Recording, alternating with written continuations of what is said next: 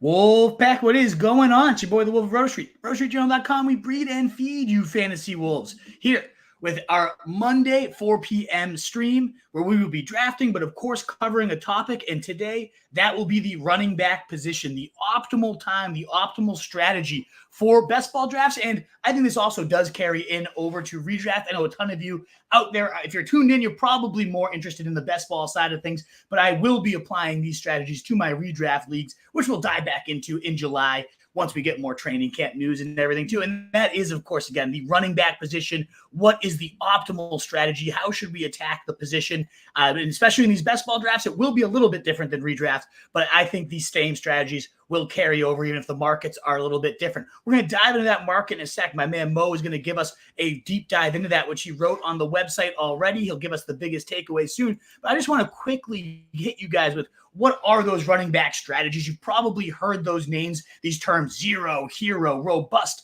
bimodal.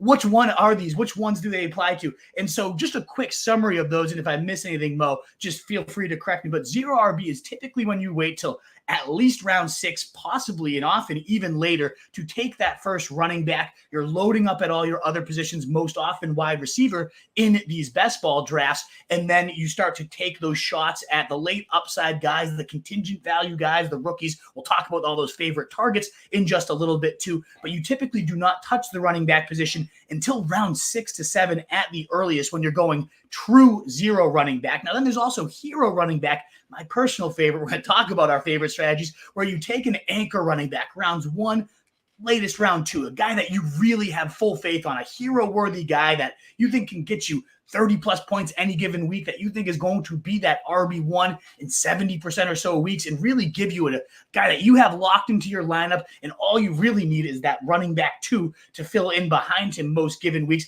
After you take that hero running back mind, then you take that zero running back mindset and you ultimately take those stabs at the position in rounds 8, 9, 10, but you fill up everywhere else in those rounds in between. Meanwhile, there's the robust running back where you take 1, 2 guys, round 1, round 2, you load up, you get those beefy backfields. And this is the strategy that so many used to deploy in fantasy football. A lot of people in redraft leagues still kind of clinging to the idea of, I need to go running back.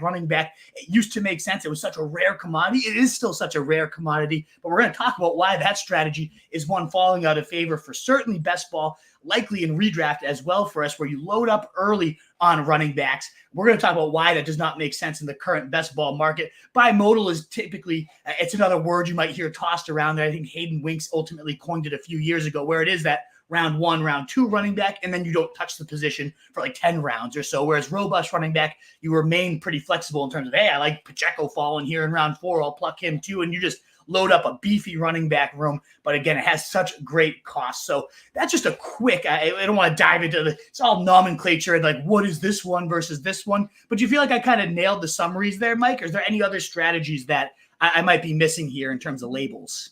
No, I think you got it pretty clearly. And I think we're at the point, especially with the people who are listening here, that have a pretty good understanding of what each one is. And yeah, I completely agree with the comment about a robust RB being very much a thing of the past. I remember back in the day, I finished a draft where I grabbed seven running backs in like the first 13 rounds or something like that. And then last year, like in a league, I played in a championship game with CEH and Chase Brown as my starting running backs. But let's move on to the running back market.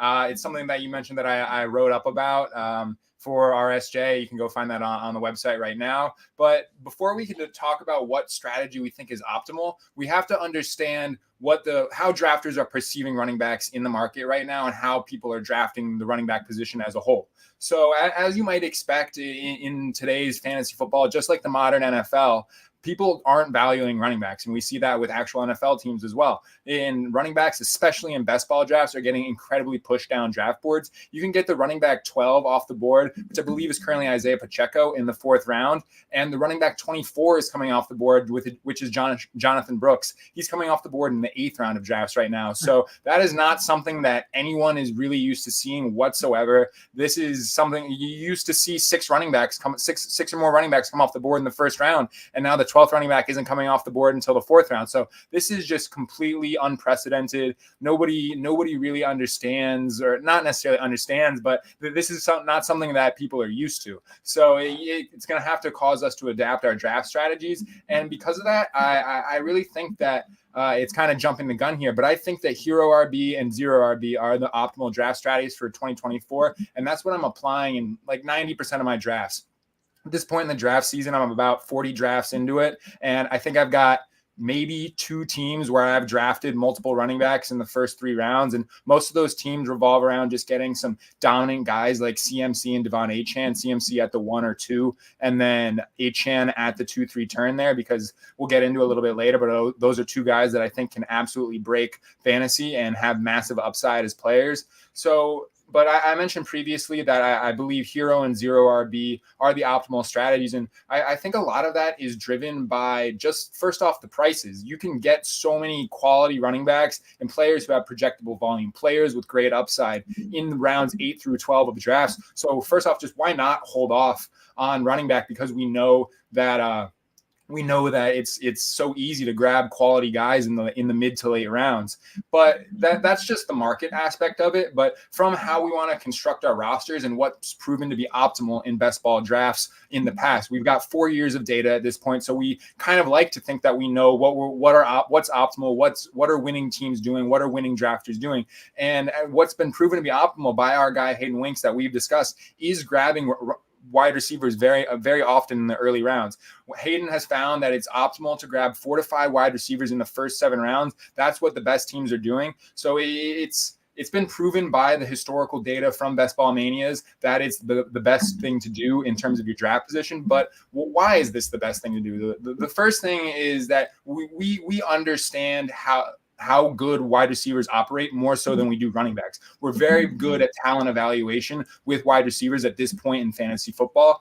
And it's much harder to find late round wide receiver hits than it is to find late hits in the later rounds at running back. I mean, we're going to have the Tank Dells. We're going to have the Puka Nacua as well. I don't know about Puka Nacua. Like he set rookie records, and you could find him in the 18th round of drafts at this point in draft season last year. So Puka Nacua is definitely an outlier, but it's a lot easier to find late round hits at running back than it is wide receiver. We've got guys like CeeDee Lamb, Tyreek Hill. Like we know who are going to be the high end producers, and that's true for a handful of the running backs. But there's a lot more mystery in terms of who's going to produce, because it's such a volume-driven position at running back. We are much worse at evaluating who's going to succeed in fantasy football, because wide receiver is such a talent-driven position, while running back is such a volume-driven position. So, it's almost impossible to predict volume. We can try, but it's much harder to predict volume than it is talent.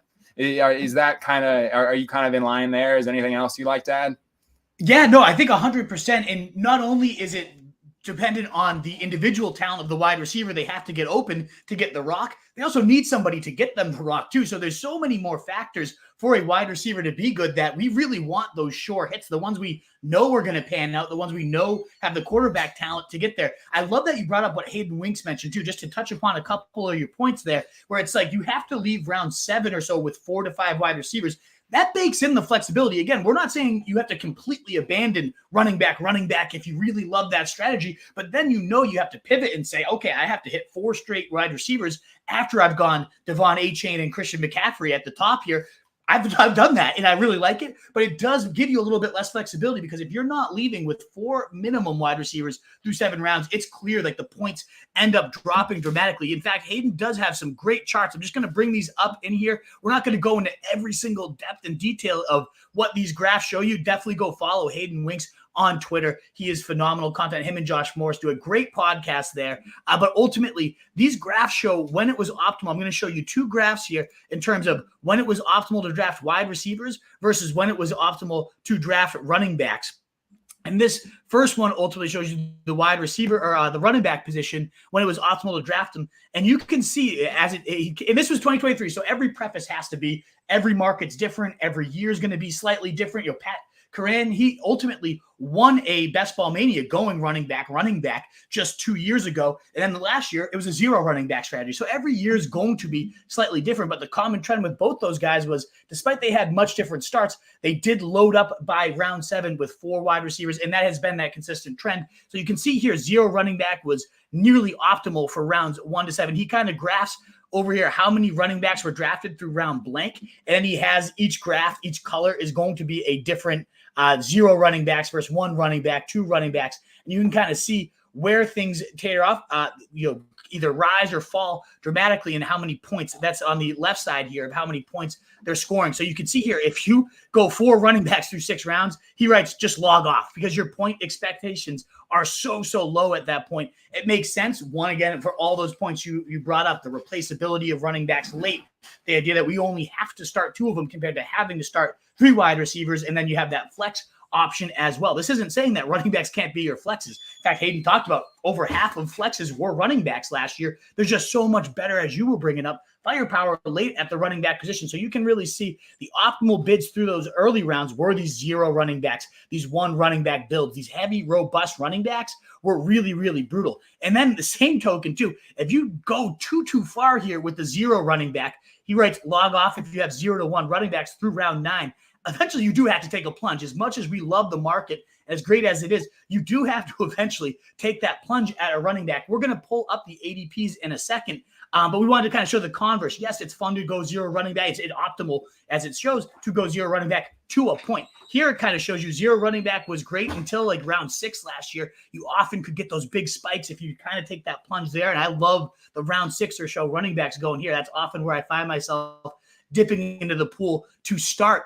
But yeah, there's just so much here we could dive into. So we're not going to go through every single takeaway he had. The last takeaway is optimal to have 5 to 7 running backs through round 18. That's typically what you see here. Now, again, if you start robust running back to start, I've seen a lot of successful teams, but Crane, you have only 4 running backs on that roster because you've already put such significant draft capital. You need to give yourself more shots at wide receivers going big versus the running backs there. So sometimes it's fragile, but if you're going to go that way, you ultimately should not be taking more than 5 stabs at running back versus if you go 0 running back, there's nothing wrong with taking 6 picks. Sometimes even 7 running backs is something that Hayden Winks has talked a lot about. Now, ultimately, we're now looking at the wide receivers graph as well. And it's just going to kind of show you the opposite trends and show why these two things kind of complement each other, where the first graph showing you generally want to wait on running backs. Here, this next graph is showing you that elite wide receivers,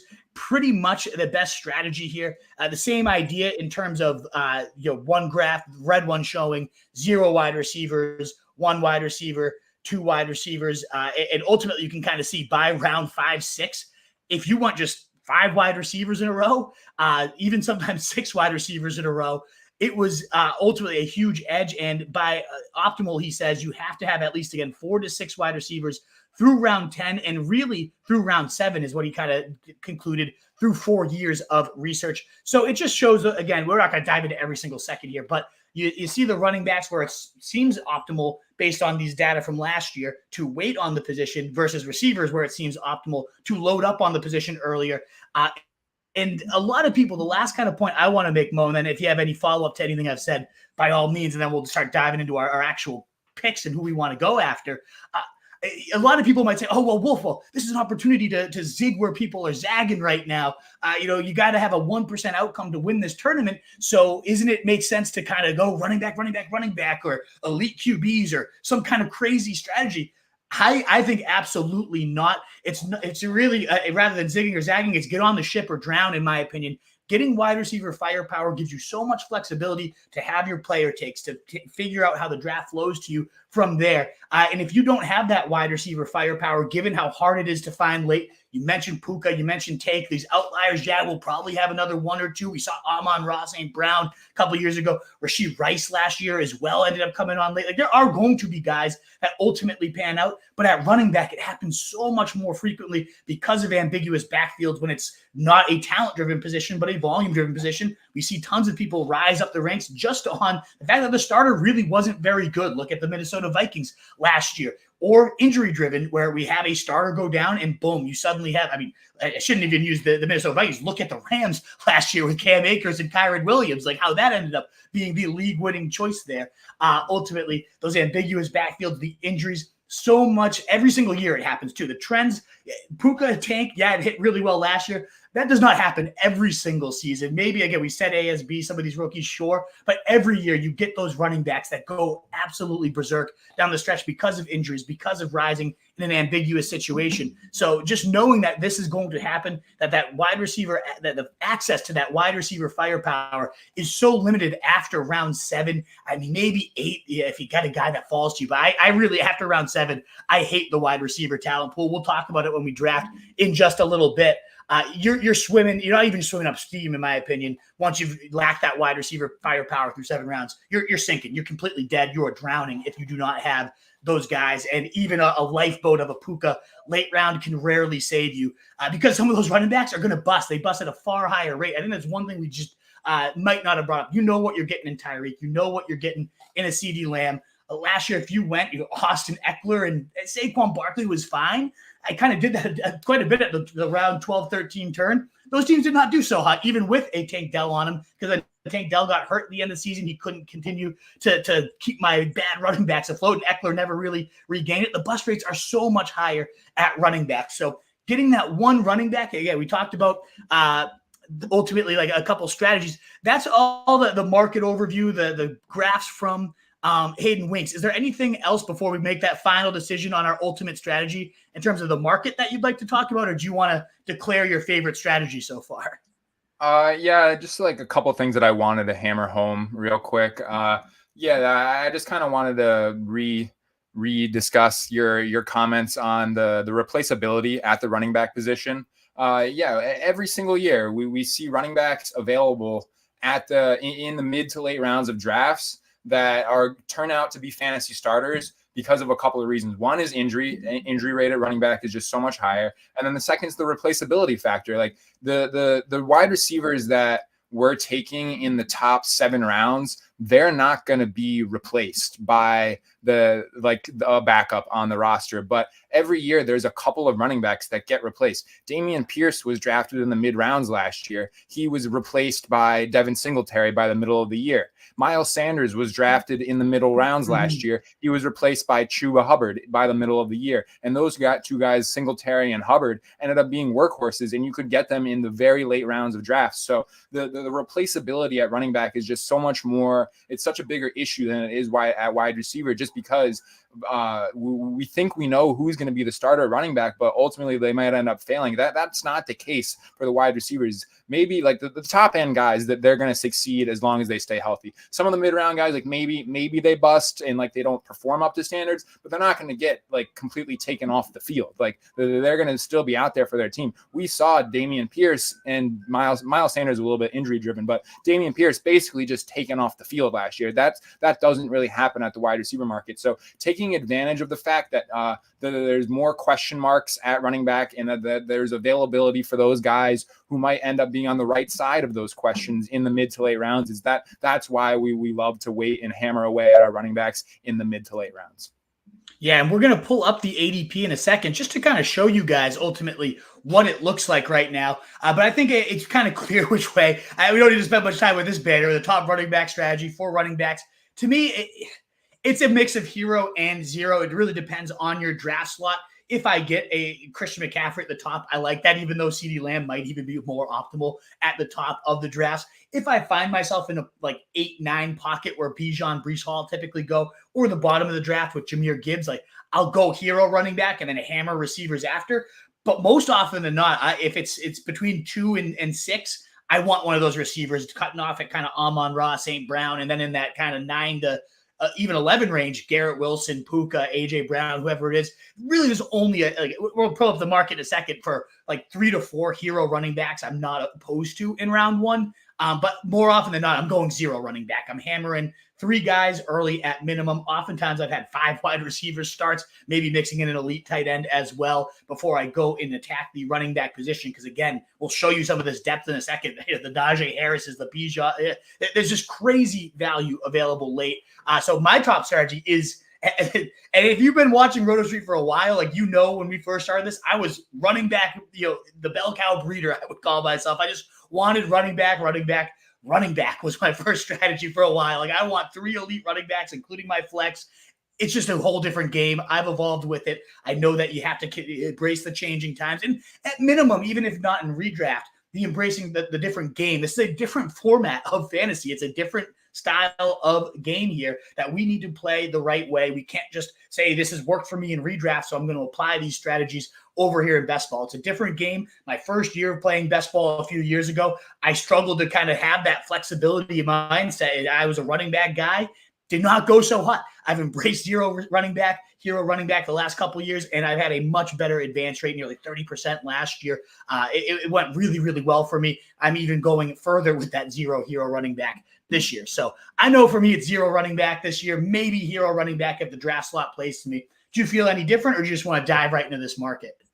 No, I don't feel much different at all. At the end of the day, there's those couple of guys that you want to be grabbing in the early rounds of running back, and then I'll go hero with some other guys that we'll talk about if they slide at ADP. But let's just get into the market. Yeah, so I'm going to just pull up here the current ADP. We'll kind of go like section by section here, and then within the next 10 minutes or so, we'll be drafting. So if that's what you're here for, stick with us. If you enjoy what you're hearing too, while we start to analyze this market, those thumbs up buttons really do help us get out to more people. The likes, the shares, the retweets, all that great stuff. You guys have been so generous with that before. We'd love to answer all your questions too while we're drafting. So if you got anything, keeper questions, dynasty questions, best ball, whatever you want to ask about, come on in, get into the comment section. We will be sure to hit it for you. We'd love to get the mailbag filled up for our draft segment. But let's look here now. As mentioned, if you're going to go running back early, it has to be, I think it was Pat Corinne who did coin, in 2021, Legendary Upside, which is now his website, that he is awesome resource, one of my favorite podcasts, favorite content sites for best ball. Most of you, if you're watching this, probably know Pat. Won 3 million a couple of years ago, 2 mil, whatever the grand prize was. He coined it as Legendary Upside. Call it hero worthy running back if we're talking hero running back builds, whatever it might be. The main point there, again, being that spike week upside that is very rare for running backs. That's, again, part of the reason we like going receivers early. Is far more common to have those 30-point, 25, 30 points again type of days throughout the season. That doesn't happen at running back, besides maybe 5 to 6 guys total that also have that baked-in floor of almost a top 12 running back every week with a handful of spikes. There's only, in my opinion, 6 guys. Others would argue there's 7 to 8. That they're willing to go in rounds 1 to 2. Christian McCaffrey, I know we don't have to talk about. Just say it, Fred. Absolute beast. I think he is worthy of the 101, even though some people would say it's suboptimal because wide receivers are the more optimal position to go after. Are you going CMC if you get that first overall pick, or do you go Lamb because you just know the wide receiver firepower is so important? No, I like to go CMC almost every single time at the 101, just because afterwards I can just hammer wide receivers, and I basically think I understand that I have the flexibility to just not grab a running back until maybe if someone slides, like, it's a different story. You got to be adaptable, but for the most part, I have the flexibility at the running back position to basically just avoid it for the next 6 to 7 rounds and just not really grab a guy until the mid rounds. So I just prefer to grab. I can see the argument about McCaffrey or Tyreek Hill to be the 101. Like, it's completely understandable, but or Lamb. Come on, you can't say not CD Lamb too, right? Oh, did I not? I meant to say Lamb. Yeah. CMC, Lamb, or Tyreek Hill. If I didn't say Lamb, I didn't. It was a complete mistake. But I just prefer the flexibility that it gives me to just not address running back, fill out my wide receiver core in rounds 2 through 4, maybe 5, and then grab an elite tight end maybe at the 4 or 5 turn. It just gives you a lot of flexibility to fill out your other positions and potentially grab an elite guy at one of those onesie spots. Absolutely. 100% agree. I've had plenty of drafts, right? CMC, and then it's Evans, Debo, and then it's Pickens, Cooper. And now these days, those guys are starting to fly up a little bit higher, so that's tougher to pull off. But, man, you could certainly go. I've had CMC at the 1 and then not taking a running back till round 11, round 12, because I have that hero that I just know. As long as CMC busts, it means he got hurt. There's literally no risk other than him getting hurt. If he gets hurt, you're not winning anyways. So play as if you're right. I do think that the market is pretty correct in their rankings here with Bijan, Breece, and Gibbs.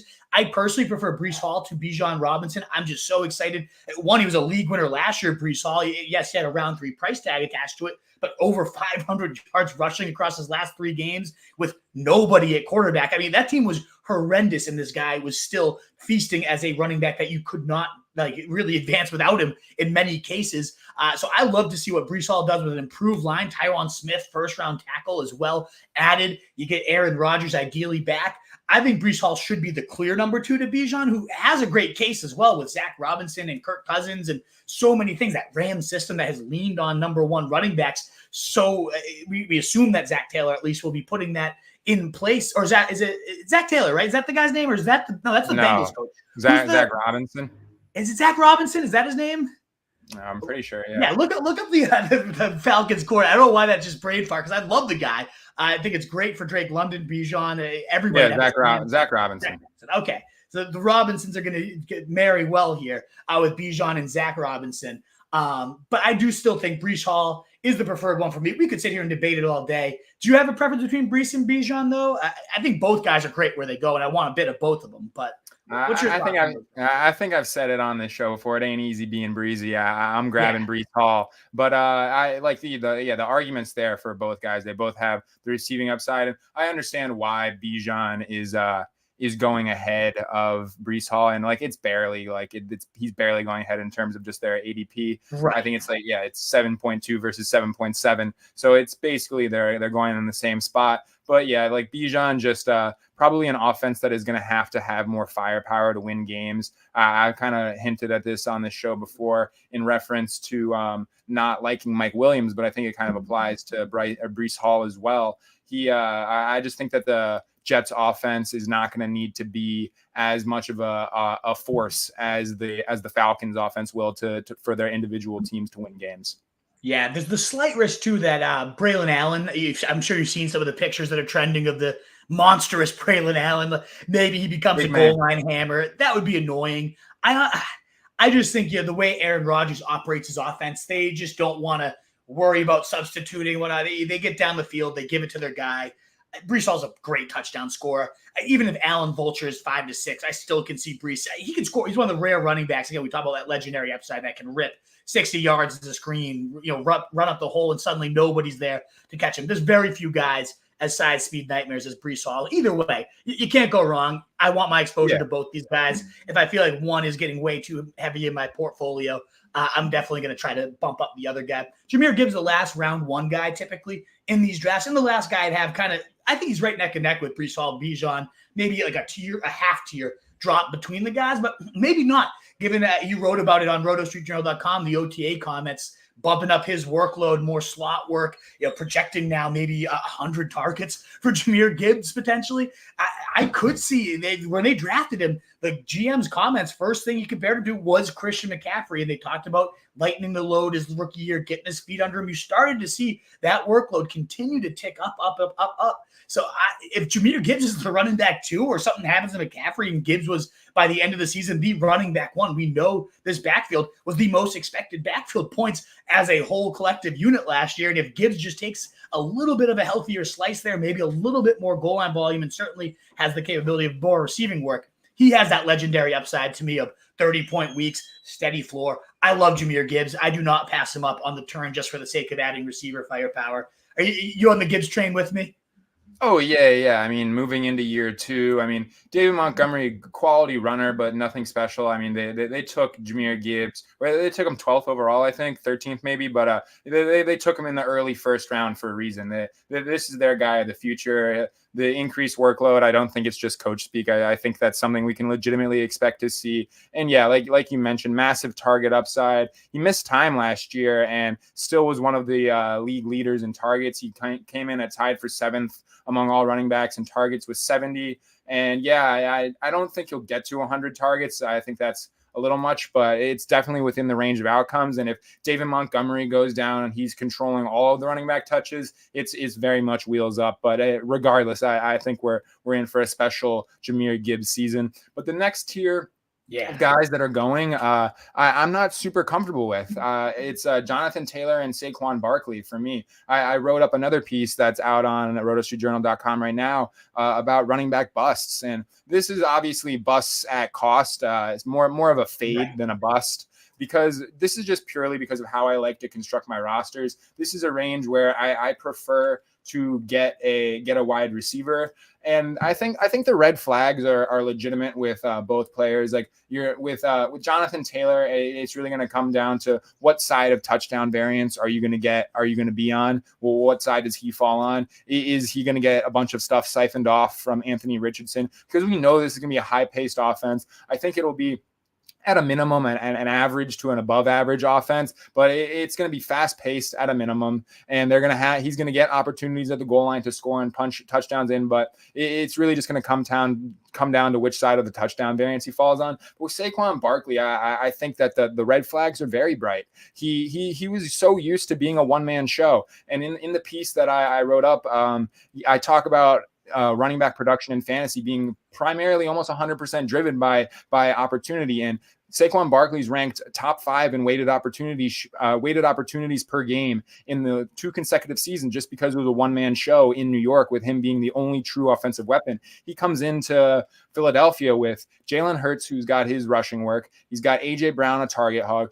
Devontae Smith, another high-quality, high-end wide receiver. Dallas Goedert, a steady tight end who's going to have his weeks and get his looks every single game. So he's going to be a featured piece of this offense, but it is by no means a one-man show, and I don't expect him to finish top 5 once again in those weighted opportunities per game. So the touchdown argument is there as well, with him having a rushing quarterback. So these guys, I'm comfortable. I'm comfortable making them the centerpiece of a hero RB team, but I need for them to slide somewhere around pick 20, pick 21, 22. That's where I'm more comfortable with it after that second tier of receivers has passed, like the guys like Devontae Adams, Chris Olave. Yeah, I would say I 100% agree on the Barkley take, the goal line role being so limited. Perhaps they did sign a bigger back like Barkley to take some of the load off of Jalen Hurts, and maybe they gave it to him more often, but as anybody who had DeAndre Swift, and I know they're not the same talents, I get it, but if you had DeAndre Swift last year, you know you're not sniffing touchdowns, and that would be a huge, like we're talking again, legendary upside. If you're not scoring touchdowns, you do not have true legendary upside. Could Barkley be very, very good, very, very steady? Yeah, it's a dangerous offense that is going to be moving up and down the field very efficiently. I think he's going to be very solid, but in terms of legendary, spiking to truly turn a week for you in week 18, you might get 1 to 2 of those at most this year. I don't think he's going to be a consistent guy that you will be able to depend on those weekly humongous spikes. Even if I do like his floor, he's the one guy I've maybe taken Barkley once or twice in drafts, and I remember it was because he fell to 28. He fell to round 3. I was like, okay, I'm going to get some Barkley in my portfolio. I'll take him in round 3. That doesn't typically happen though. So I'm not going him at all. Taylor, I feel a little bit different in terms of like this is, you mentioned the fast-paced offense of Shane Steichen, and I get the vulture aspect of Richardson. And if Richardson does play the entire season, there's a good chance Taylor's TD ceiling is capped like Barkley as well. So it's a similar argument for both of them. But there is the world with Joe Flacco as the backup quarterback. That so happens to be in the finals weeks. We know he's a statue, and we know he facilitates tons of volume to the running backs in the receiving game. The fact that they made no moves in the draft, Zach Moss is now gone, and the only backup here is Evan Hull or Trey Sermon, who knows who it's going to be, doesn't matter. We're going to see probably 300 or so touches for Jonathan Taylor, and I love Shane Steichen's offense, a solid offensive line in general, not the best, but certainly not the worst. So I am comfortable with Jonathan Taylor. If I like my receiver in round 1, I've had a couple builds where I had Justin Jefferson at pick 5, and then Taylor fell to 20. Okay, I'm all in. I'll definitely go at that rate. I still am not landing on him a ton, though. The guy I am, and I do think has a little bit more upside than his price talks about, is Devon Achane. And I think there's a lot more downside to this price as well. The floor is a lot lower with Achane than some of these guys. But, man, like in terms of, we saw a 50-point game out of the guy. Never mind multiple 30-point days. When he saw 10-plus carries, he averaged over 30 points a game.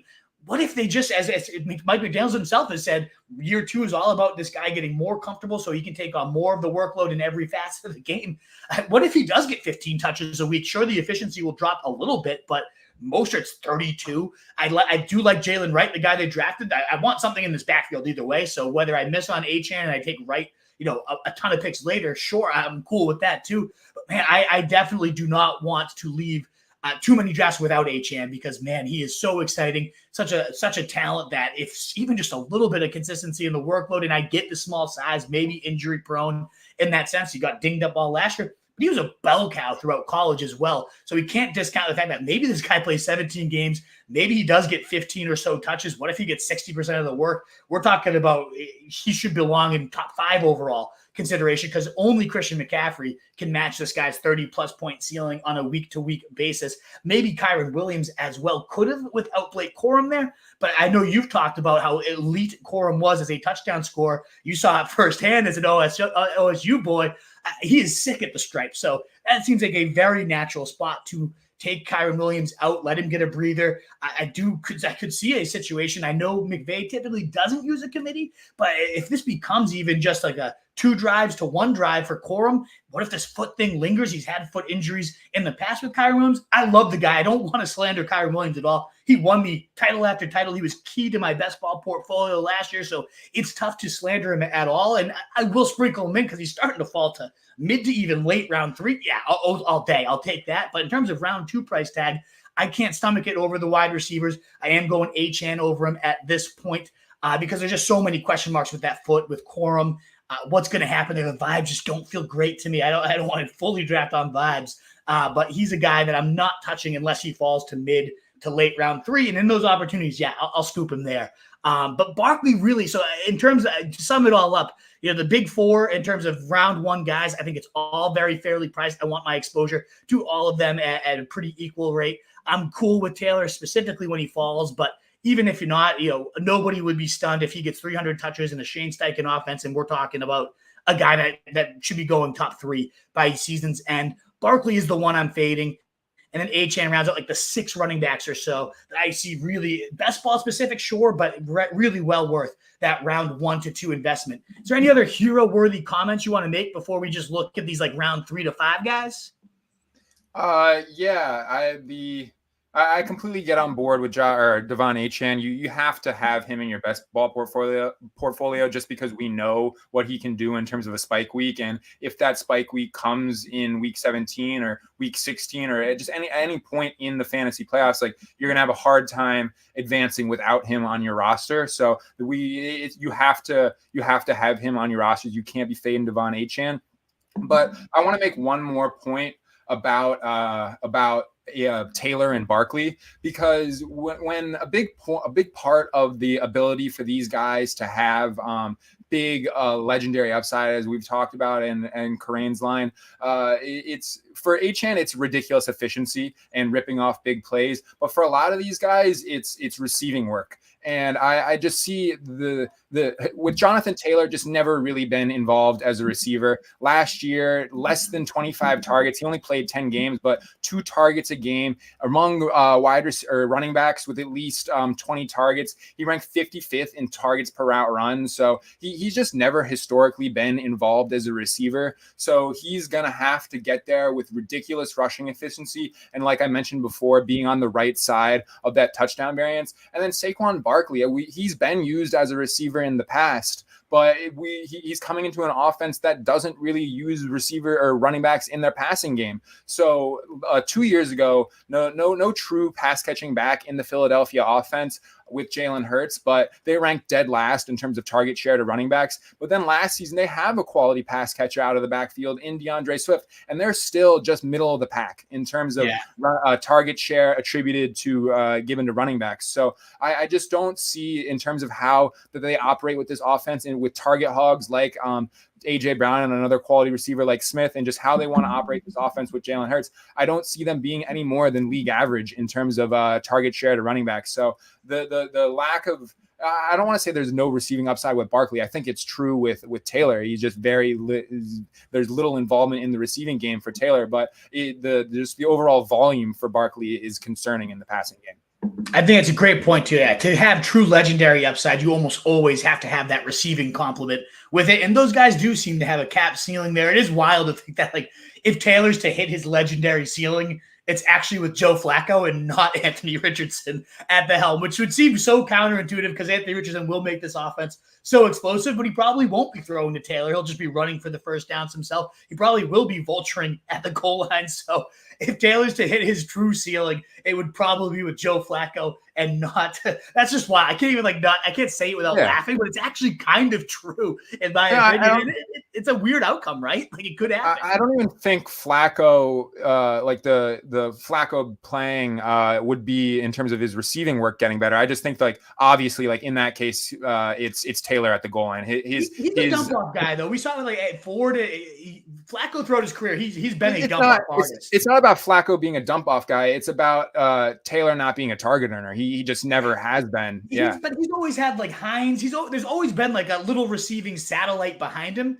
I don't think Trey Sermon's like, or maybe Evan Hull, but I don't know. That he convinced me that Evan Hull's actually more valuable on the field than Taylor in a receiving down. I don't know that you're going to be able to do that. Sermon, my boy out of Ohio State, and Evan Hull, my guy out of Northwestern. Don't sleep on either of them. But Taylor's going to be the workhorse, but just not a receiving guy. We'll see. Yeah, the point's fair. Like there's not a clear receiving guy there as a complementary running back. But we've talked about this long enough. Let's move on to that next tier. Yeah, let us go. We're getting some great comments in here too. Well, like we talked about these are great questions. Like Achan's trade value, Duck coming in with some great stuff on Gibbs. We'll pull these all up in the draft in just a second. We just want to work through the rest of our market analysis here, pull up the draft, and then we will definitely hit all those questions. Keep filling the mailbags, guys. It is awesome and appreciated. Moving now to like what's been kind of coined the dead zone, which at this point seems back up even further. This was a classic dead zone in like 2021 where it was like Mike Davis was the classic picture, the face of the dead zone running back. It hit big. I believe it was Jack Miller who coined the term, but now running backs are going so much later that who knows if there even really is a dead zone these days. But these round 3 to 5 do still seem like a suboptimal time to invest in the position given the importance of acquiring that wide receiver firepower. That being said, maybe a hero candidate can emerge because I'm looking at these guys going here. You look at Derrick Henry, Travis Etienne, Josh Jacobs, Isaiah Pacheco, and then maybe even a little bit later, James Cook, Rashad White.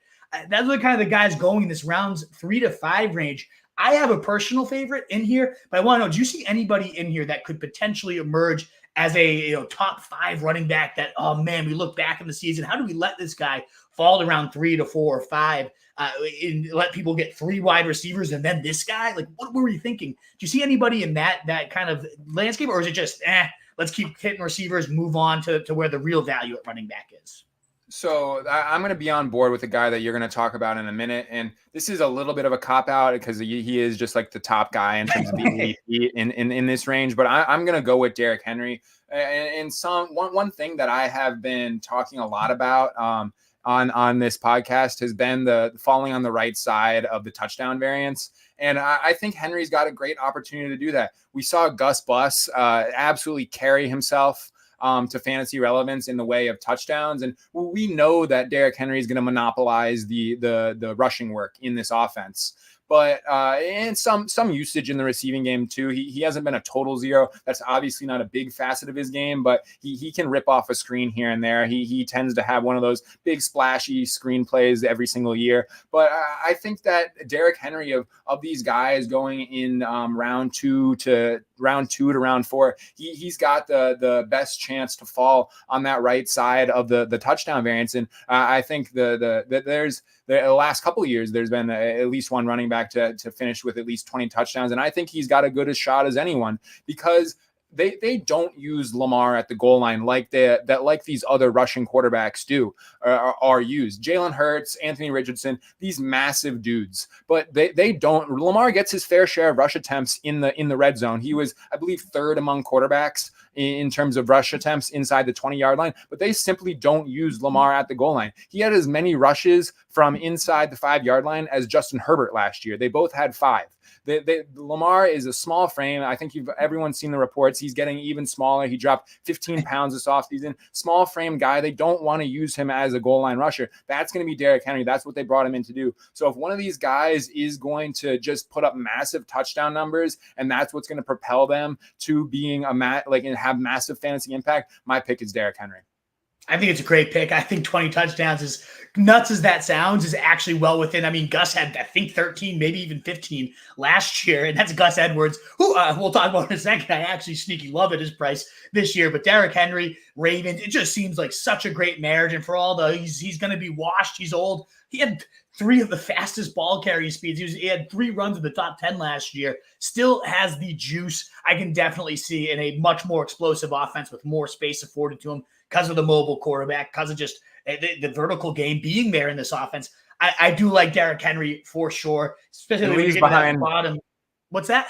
Leaves behind the league's worst offensive line in Tennessee. Yeah, the worst, literally the worst in PFF run blocking grades for a top 5 unit there in Baltimore. So it's just a perfect marriage. You can't talk about a better fit. It's terrifying too. You just talk about your fantasy locker room getting off the bus. You have Derrick Henry as a Raven coming off the bus. I mean, come on, you got to factor those things in. The key to your draft. I do love. He's a guy that oftentimes, let's say, I get like Tank Dell in the bottom of round 3 to round out 2 wide receivers. Let's say I start Puka, Marvin Harrison. Love that start, a little week 17 correlation. And I sneak in a little Tank Dell there. And then Derrick Henry's still sitting there in round 4, like pick 37. Oh, man, I love to balance that round 17, week 17 correlation. Gets Houston again, who I know it was with the Titans, but you tell me Derrick Henry can't smash the Texans again with an even better team? Come on now. I love it. I think that game is going to be great. I think Derrick Henry will be a great part of why that game goes nuts. I do even often find myself more getting Isaiah Pacheco. And he's the guy that I really wouldn't be stunned in this range if we're just like, why didn't we see him as a top 5 running back? You can go 3 wide receivers, sometimes even 4 wide receivers, and Pacheco will fall to you in round 5 if you want to play the risk of having him fall there. But late round 4, I find myself loading up on the guy. Without McKinnon last year, averaged over 22 fantasy points per game, became the de facto every down back. Yes, they re-signed Clyde Edwards-Helaire to a actually fairly substantial contract as a backup guy, but he didn't sniff the field when McKinnon was out last year because Pacheco just gives them such a better chance to win. He got involved as a receiver. He was running like pretty complex routes, not just a dump-off guy in those games too, and his touchdowns in particular. We know McKinnon's sneaky really good at the goal line there. Without McKinnon in there, Pacheco's touchdowns went to a near 18 per game pace, and that was on last year's Chiefs team. You look at this year, I think the Chiefs in general might be one of the bigger cheat codes in fantasy because people are drafting them not maybe on last year's prices, but not the Chiefs of old where we saw Mahomes going round 3 and the number 1 receiver going round 1. You can get these Chiefs in the round 5 to 7 range, and I think this offense is going to be maybe the best, maybe the highest scoring, certainly one of the pass happiest in the league. So give me the guy that could score. When you talk about touchdown variants, Derrick Henry, I can see Pacheco scoring 15 to 20 touchdowns in addition to having an every down role. We've seen the Andy Reid workhorse. It's why everybody was taken. The nightmares are already kind of settling in for me, but Clyde Edwards-Helaire was going like top 5 in overall, not just running back, top 5 overall when his rookie season because of the Andy Reid, Brian Westbrook, and Jamal Charles workhorse using the running back so well in the pass game. Pacheco's not one of those talents. He's certainly not a Jamal Charles, but he can do it all. I love the way he plays. I just think he is the guy that at round 4, if I have 3 wide receivers, and I get that it's not the most optimal time to take your running back 1, but I think he has like legitimate, sneaky, legendary upside in this price range that fits the builds I'm going for, and kind of a reason why I'll steer away from 0 running back to have like a mini hero running back build, if that's even a term. I like kind of going for that round 4 Pacheco. I think he can be a great running back 1 to anchor a sneak hero running back build after I've taken 3 wide receivers. I'm a huge fan. I absolutely love him. Yeah, I completely understand that. He's got a monopoly on the rushing work at a minimum.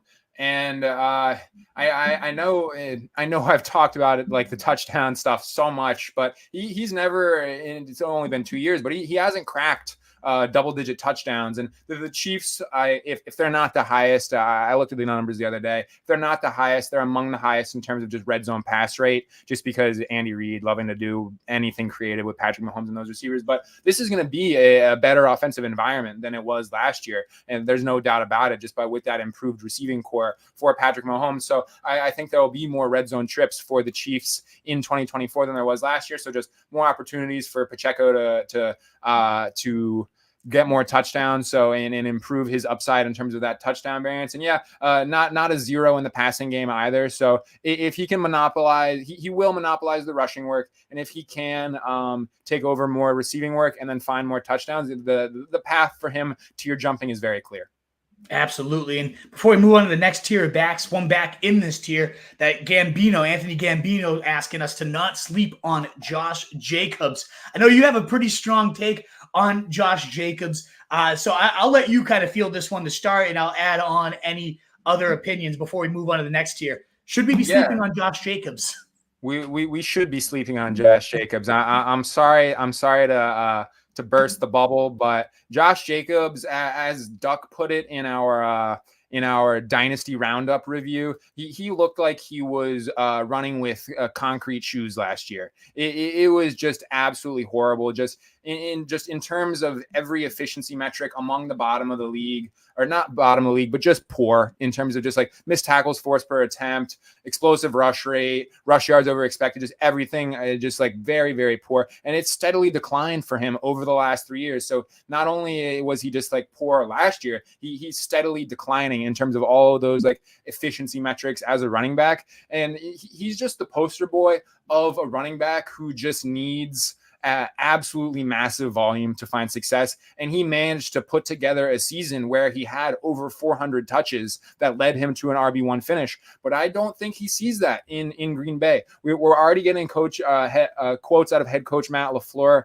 about how he wants to use he wants his running back room to operate. And he says, quote, I do think he's very capable of being a high volume back and seeing the bulk of the carries, but we'll see how it plays out. And then he continued to say, typically we like to platoon those guys, whether it's 2 or 3 guys. So he's already talking about getting other guys involved. I think Marshawn Lloyd, the rookie out of USC, is an interesting talent. I know we've talked about on the show about his issues with fumbling in the past, but he is a very interesting talent in terms of his explosiveness and upside. So and unless he somehow manages to just absolutely knock out the other guys, and I know we hate A.J. Dillon. He sucks, but he'll be involved. He had over 100 carries last year. And unless Josh Jacobs is somehow able to knock out these other guys from getting touches and being in contention for work, I just don't see the path, just given his really, really poor efficiency. Yeah, the face value does look good. I mean, back that has eaten volume and done well with it now in one of the most surging offenses in the league. I love the Packers. I love investing in all the Packers weapons I can. But unless Josh Jacobs falls around 5, I do tend to agree with you. And he does sometimes fall there. So there have been some times, the hate's real. Jefferson start and Jacobs makes his way to like pick 53. Okay, I'll pluck him there. There's no doubt about it because there is some real upside here. But I agree with you. I love Marshawn Lloyd. I think his price tag is far more appealing to me. They've already compared him to Aaron Jones and how they want to involve him in the receiving game as well. So I do think it's a little bit limited. The touchdowns can and will be there for Jacobs. So we talked about trying to eat touchdowns here. Henry, Pacheco, like the argument is there for Jacobs to get touchdowns as well. But maybe that is where if they sneak in, I don't know that A.J. Dillon will sniff the field. I actually kind of disagree there.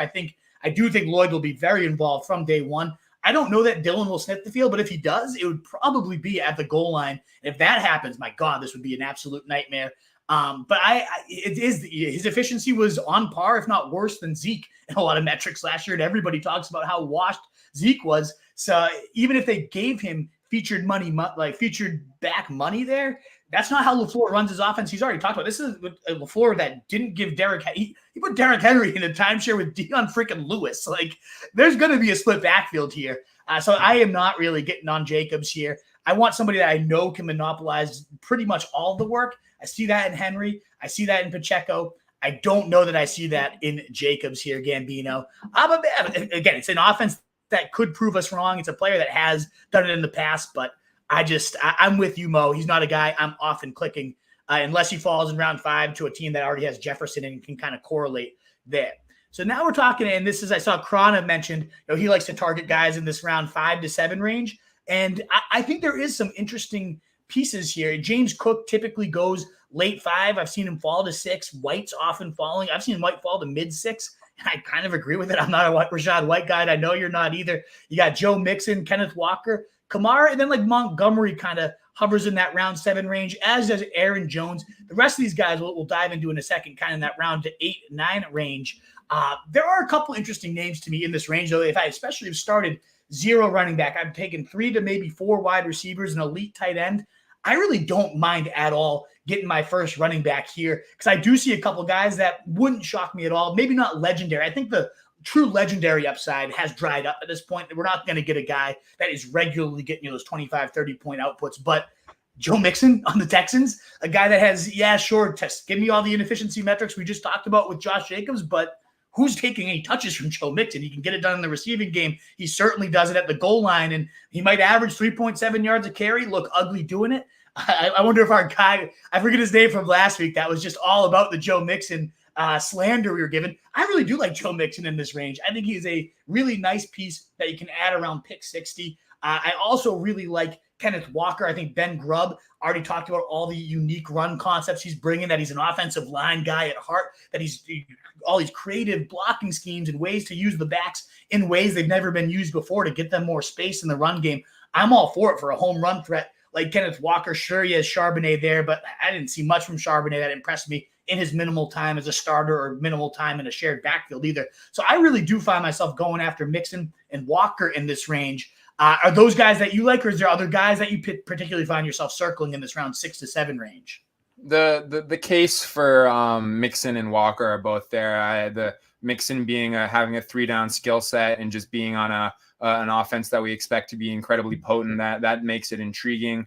And with Walker, I'm interested just because of the spike week threat as a big a home run rusher and the presence of Ben Grubb. I mean, well, it's yet to be seen as this is his first season, but it's interesting what I've been reading. People seem to be excited about what Ben Grubb can bring to this rushing attack. But a guy that regularly slips, and I talked about him on the show this week. You can get him at the end of the 6th round or sometimes in the 7th round, is Alvin Kamara. Yeah. And yes, we've talked about the lacking rushing efficiency for some of these guys like Josh Jacobs. Kamara's in that same boat, just a terribly inefficient rusher.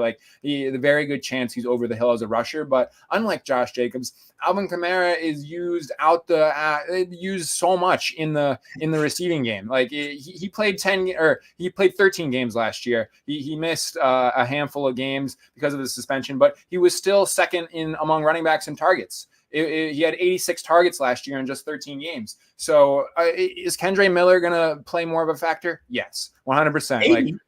Probably, but I wouldn't guarantee it. Everybody keeps saying that. Maybe. More than he did last year, 100%. More than he did last year. But is he coming for Alvin Kamara's 5 to 6 targets a game, 2 games with 14 targets? Absolutely not. He is not coming for that work. And it's very much so on DraftKings, where it's a full PPR site. It's still applicable on Underdog at half PPR, but very much so on DraftKings. I love scooping up Alvin Kamara when he slips because he's still going to be probably one of the more likely than not one of the league leaders in terms of running back targets. So it's hard not to pass up on that receiving upside. I mean, like I said, last year, 2nd in targets, but didn't even play the full season. I mean, Derek Carr, the dump off king. It's hard to pass on him when he's slipping to the 7th round even. And the Kubiak scheme, before you give us your next guy, I always want to add that exclamation point. Maybe it's not a great fit for Kamara, but whenever it is a good fit for the running backs, and I think Kamara's plenty good at finding the hole and cutting up field. I think he's got plenty of vision, as we've seen throughout his career. It could be a beautiful fit. We've seen monsters made in this scheme. So if that happens to be Kamara this year, maybe it is. I know Kendre, come on, let's go. I don't mind Kendre at all at 145, 150. I think there's definitely upside to taking him, but I'm with you. The running back 4 last year in half PPR points per game, Alvin Kamara, now the running back 17, even if his success rate was towards the bottom of the league and all those stats you want to throw at me. I think this new scheme is going to be a boost for the running game as a whole. The line has improved. I'm a big fan of Kamara too. I've got him at 78, 79 in recent drafts to stack up with Adams in round 2, who I know we both love. Great way to get that week 17 correlation and get it with 2 interesting pieces, interesting veterans that people seem to be giving up on way too early. Any other guys, though? I didn't mean to cut you off. Any other guys in this range that you find yourself going for? First, Thaddeus is back in the chat, our resident Joe Mixon fan. There he is, Thaddeus. That's who it was. Yes, welcome back. I'm glad you're here. But you're gonna have to go back to see our comments on Mixon. But Another guy in this range that I can get to pretty often, not often, but a fair amount, is David Montgomery, just because you want your running back room to paint a picture, and you need a mix of guys who are gonna, especially if you're waiting to draft a running back until this range. If you're gonna do a zero running back build and you don't grab a guy until round 6 and 7, you need a mix of guys with high upside, like some guys we're going to talk about in a minute, but also guys who are on quality offenses that we know are going to get consistent work. And I know that work might be reduced from last year because of the come up of Jahmyr Gibbs, but I still know that David Montgomery is going to play a role in this offense. He's going to get looks at the goal line. He's going to get rushing work, and that they've proven to be productive just as an offense in terms of their rushing attack. And the contingent upside, if Jahmyr Gibbs goes down, is massive. It's huge. This is going to be a great offense. So David Montgomery is one of those guys that if I'm building a team where I know I need a mix of some guys with solid floors and will get consistent work, and then a mix of guys with pretty high upside, he's a great running back to target in there, as well as another guy who we're talking about in the next range of the draft, rounds 8 through 9. Another guy like that is Najee Harris. Najee Harris, I know people aren't as big of fans of him in terms of just him being like this slow plotter, but it's not as bad as you think.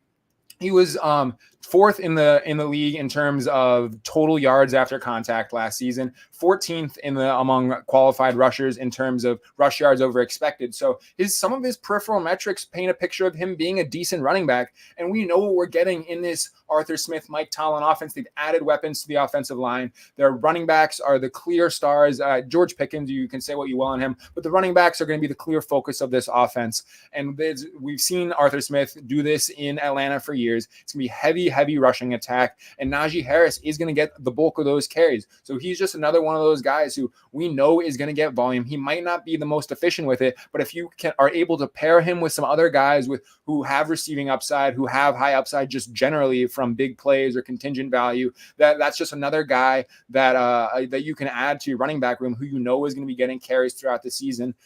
But the other part of this Pittsburgh backfield, who I know we both love, I'll defer to you to cover him.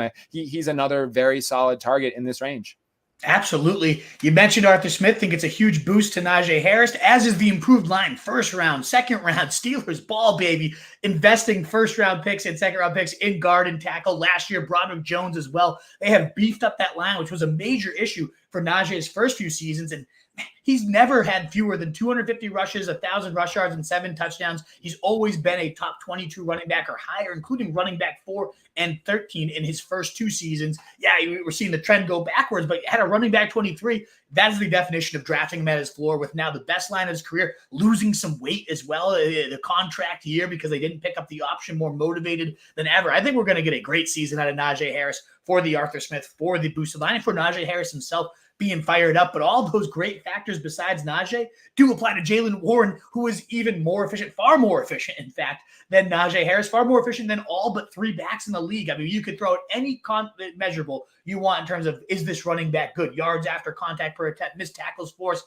per attempt, receiving yards per target, every efficiency metric. Jaylen Warren was top 3 among running backs with at least 100 carries. So I get Najee Harris. He's going to be the guy in front of them. He's going to get the majority of the volume. But if anything happens to Najee Harris, or God forbid, like maybe Warren just ends up being the Arthur Smith guy, the better fit, it eventually takes over the guy in Najee Harris. They're just like, yeah, he's got 1 foot out the door already. Let's see what Jaylen Warren does as a featured back down the stretch here for us. If he gets the volume to match those efficiency and he maintains even close to what he does on the limited touches we've seen, Warren could go absolutely nuclear. Like I like Najee Harris in this range if I don't even have a running back. Let's say I've gone true zero running back. I have no one through round 8. I'd like to bank on the safety net of Harris. I know I'm going to probably get a top 15, 20 running back, certainly going to get top 15 volume. But if I already have a hero running back and I don't really feel like going at the other positions and I want to get a high upside running back 2 or maybe even running back 3 for that flex spot, Warren has the ceiling, in my opinion, to truly spike, to truly swing leagues, and can still be very useful even if nothing happens to Najee Harris. Najee Harris had a 27 carry. Gabe Correa always talks about this in his lineup last year in the finals.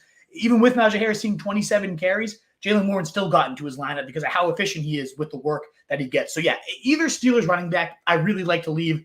I probably said at least half of my drafts I've had a Steeler running back on it, probably even more than that. I absolutely love the guys in this range. And I really like the other guy I want to cite here is the Bengals backfield in general. We'll talk about Chase Brown in just a few when we get to even later, but I really do think it's going to end up being Zach Moss, as explosive as Brown was on those very limited touches, and second fastest ball carrier in the NFL on a wide open screen where no one was in front of him. Yeah, I get it. I'm not trying to slate it, Brown. I do like actually taking him at his price too. But to me, Moss is the guy here. Mixon vacating 82% of the red zone opportunities. Moss, we saw be an absolute bruiser, was the running back 4 as the starters for the Colts last year when Jonathan Taylor was out those first 4 weeks.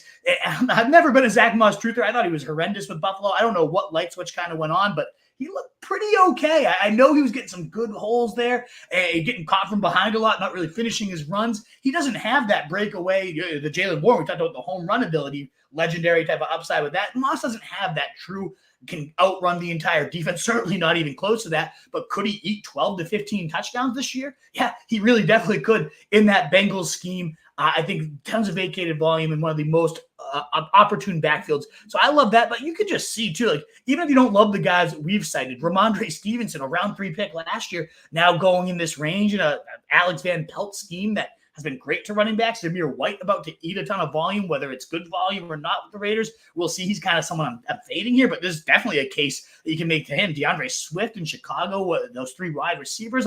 You just go down the list. Jonathan Brooks, the most exciting rookie running back of this class in a Dave Canales scheme that fed Rachaad White the second most touches in the league last year. Connor was the running back 7 in points per game. Maybe you think Pollard bounces back. I don't, but yeah, Mostert scoring 18 touchdowns and now going at 98. You can just see why. Look at this firepower. And then if you compare it, I know this is a running back show, but I'm just going to pull up the wide receivers going in this range just to kind of, again, emphasize that main point of like those type of running backs are available to you. Guys that can get 18 touchdowns are available to you in round 9. We look at the round 9 to 8 to 9 receivers. I like JMO. I think he could blow up potentially, but he could also just get back into the doghouse and do nothing. Cortland Sutton. I mean, what year are we in now? 7 for Cortland Sutton. Again, not a horrific value at 96. Maybe he gets a lot of volume from Bo Nix, but I mean, it's Cortland Sutton. Come on, Curtis Samuel. I like Tyler Lockett a ton. We've talked about him as like, yeah, I actually do like Tyler Lockett as a wide receiver 5, Mike Williams coming up. But just look at the names. You don't have to have a rocket scientist. We could make cases for all these guys, Mike Williams, maybe even Shakir. You can make cases for them, but like we don't have to make cases for the running backs in that range. We know they're going to get 250-ish touches. We know they're going to score some points. It is just a clear difference between floor and ceiling with backs and receivers in this range. So when you have yourself set, you can just kind of start plucking backs in round 7, 8, 9. There's so many good options that will fall to you versus this is the Rashid Shaheed again. Not a bad best ball blow-up type of guy, but Rashid Shaheed or a guy that's going to see 230 carries and eat goal line volume. I'll take that all day. So, yeah, it's a clear difference. Those are definitely some guys, round 6, 7, 8, 9. You can see it. I mean, we could keep going on and on. I know I want to draft here.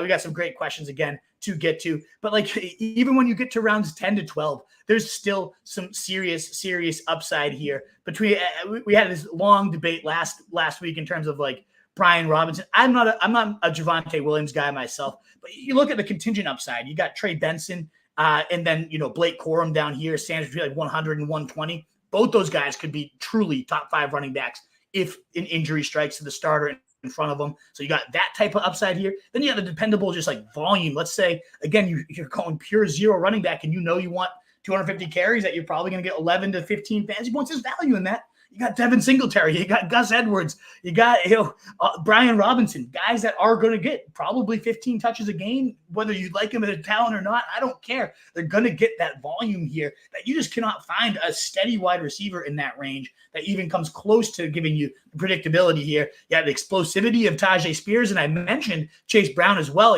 I love that Bengals backfield, and I love getting Zach Moss first. He's my preferred guy, but should I miss on Moss or rather just take a shot on the Steelers back and then let Chase Brown fall to me a round or two later? I love doing that as well. The guy I really do want to shout out, though, is probably the ugliest of the bunch, and that's Gus Edwards, my current highest-owned player. I don't feel great about that. I certainly want to balance that out as we go through this offseason, but we know the Chargers under Greg Roman, under Jim Harbaugh, they're going to be top 3 in carries this year, even though they have nobody on the roster to really eat those carries. So there's going to be a league-winning back to come out of the Chargers. Maybe it is Kamani Vidal. Maybe that's the guy and late-round stab.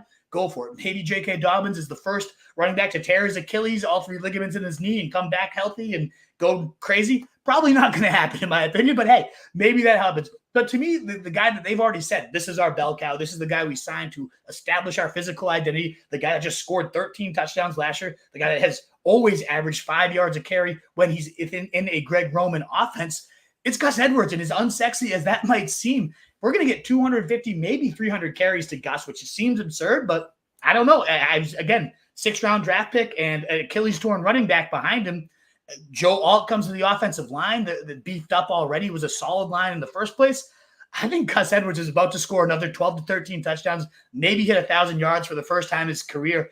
I cannot stop drafting him in this range, especially when I've started 0 running back. I think he is a very safe source of touchdowns that is just going to keep falling into the end zone with the upside to also add some solid yardage totals to it. Yeah, he might be pretty close to 0 in the receiving game, but I don't care. He's going to – you can see the offense already. Hand to Gus Edwards 5 yards, hand to Gus Edwards 4 yards, hand to Gus Edwards 3 yards, hand to Gus Edwards. It's just going to keep doing that. That's how Harbaugh wants to just wear you down and then take a couple deep shots down the seam with Justin Herbert to his deep weapons. Sure, but I mean, it seems so gross to keep saying like Gus Edwards is my top guy, my number 1 owned player.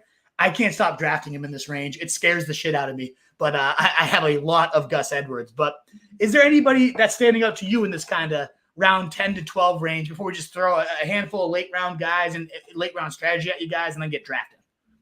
I will say that it is maybe we're just going to have a Gus Edwards or Chargers backfield discussion at some point because it's so hard for me to get there on Gus Edwards. I'm clicking Brian Robinson ahead of him just about every time. But the guys that are going in this round 10 to 12 range, like I've mentioned before, it kind of just goes. It depends on what kind of picture you want to paint with your roster and what kind of running back that you need at that moment. There's guys who we think will have solid volume throughout the year.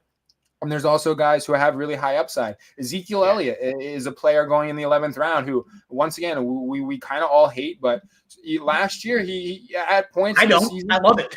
Yeah, I mean, like in terms of just like him being like just like this plotter type, and that might not necessarily even be true. I mean, at points last year, he was arguably New England's best receiver at certain points last year. So, and I don't see Rico Dowdle taking away a bunch of work from Ezekiel Elliott. And there's certainly still time and a realistic outcome where a third head is added to this running back room. But I don't fear Rico Dowdle taking legitimate work away from Ezekiel Elliott. So if you're in need of a guy who you think is going to get steady volume, Ezekiel Elliott's available in the 11th round. But if you're looking for an upside play, before you keep going, steady volume in the number 1 scoring offensive last year.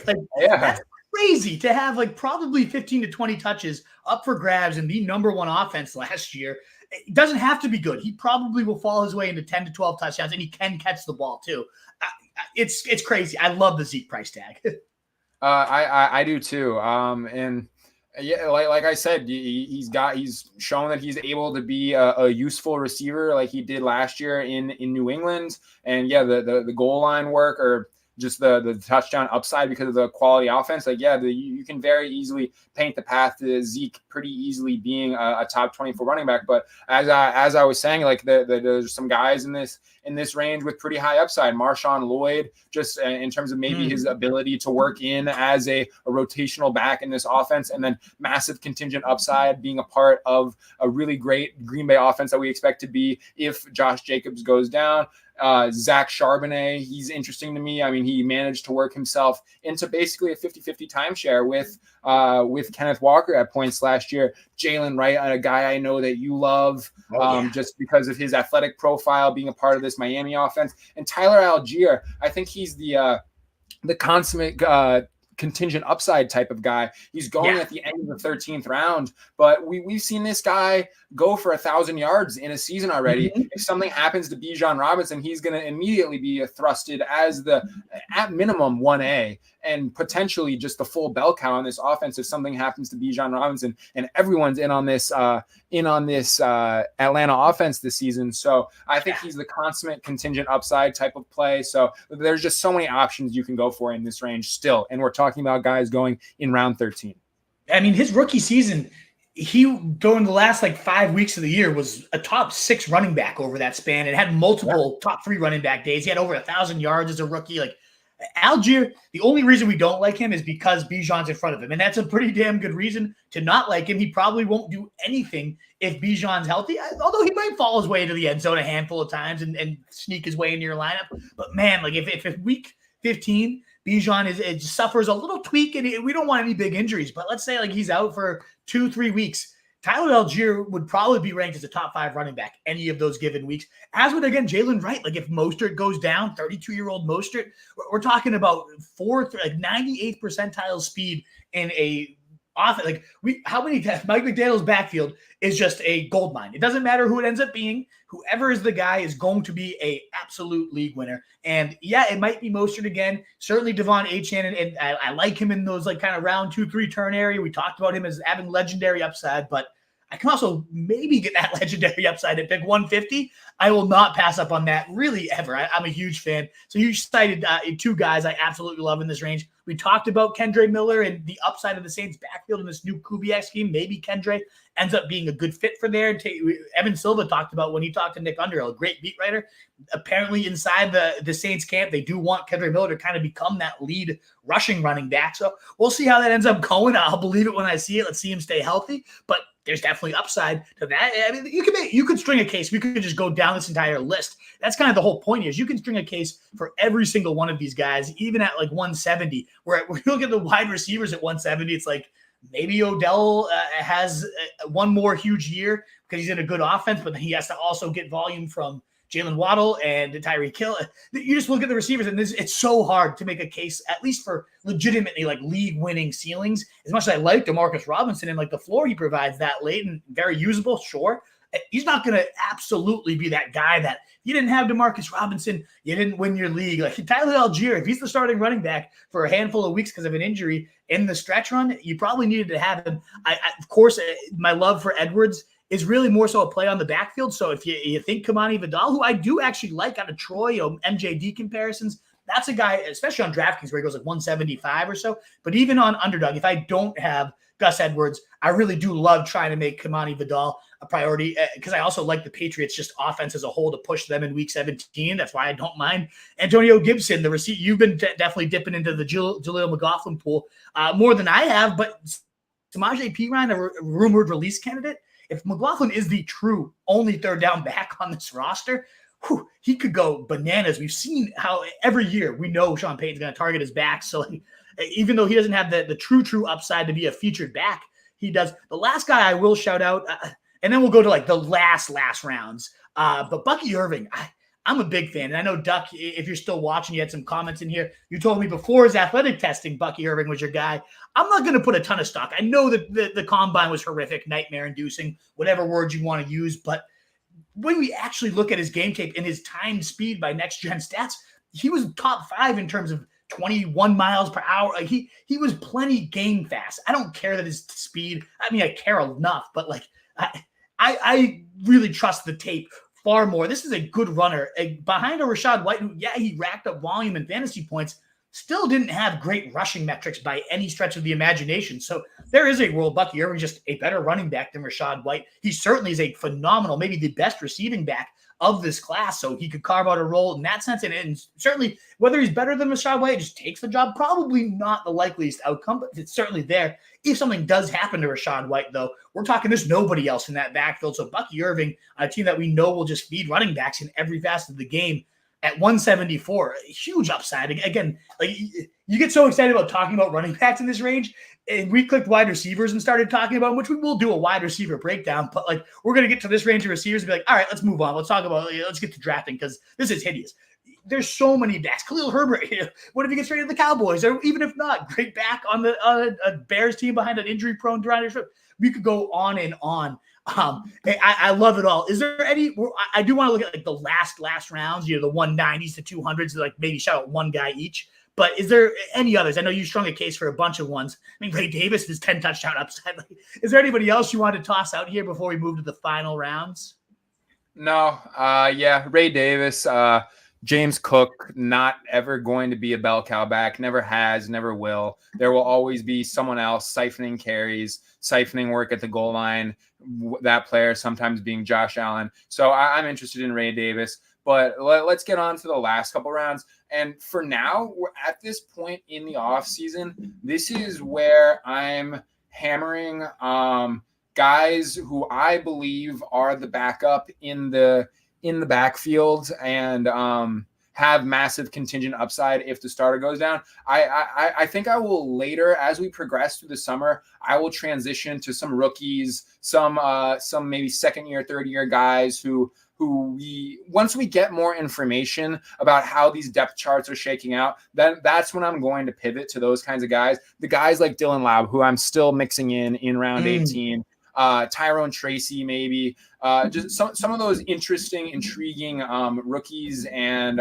second, third year players. But for now, until we get more information on how these depth charts are shaking out, and I'll get to my targets in a second, but it's just because I'm so scared, not so scared, but I just don't want to be taking zeros. I don't want to have guys who are just absolutely not involved at all. I was listening to a podcast with Mike Leone of ETR talking about how the majority of teams, or the teams that were projected to have like average success in terms of their expected value in the BBM finals last year, they had 14 active players or 14 non-zeros in their lineups come week 17. So taking zeros is just detrimental to your lineup. So at this point, I don't really want to be taking bets on what young guy emerges to be the backup. I'm taking guys who I think are entrenched as the backup and have massive contingent upside. So the guy that, as much as we hate it, the guy that pops off the page there is CEH. I know who you're going to go with. I had to laugh, but it's true. It's true. Yeah,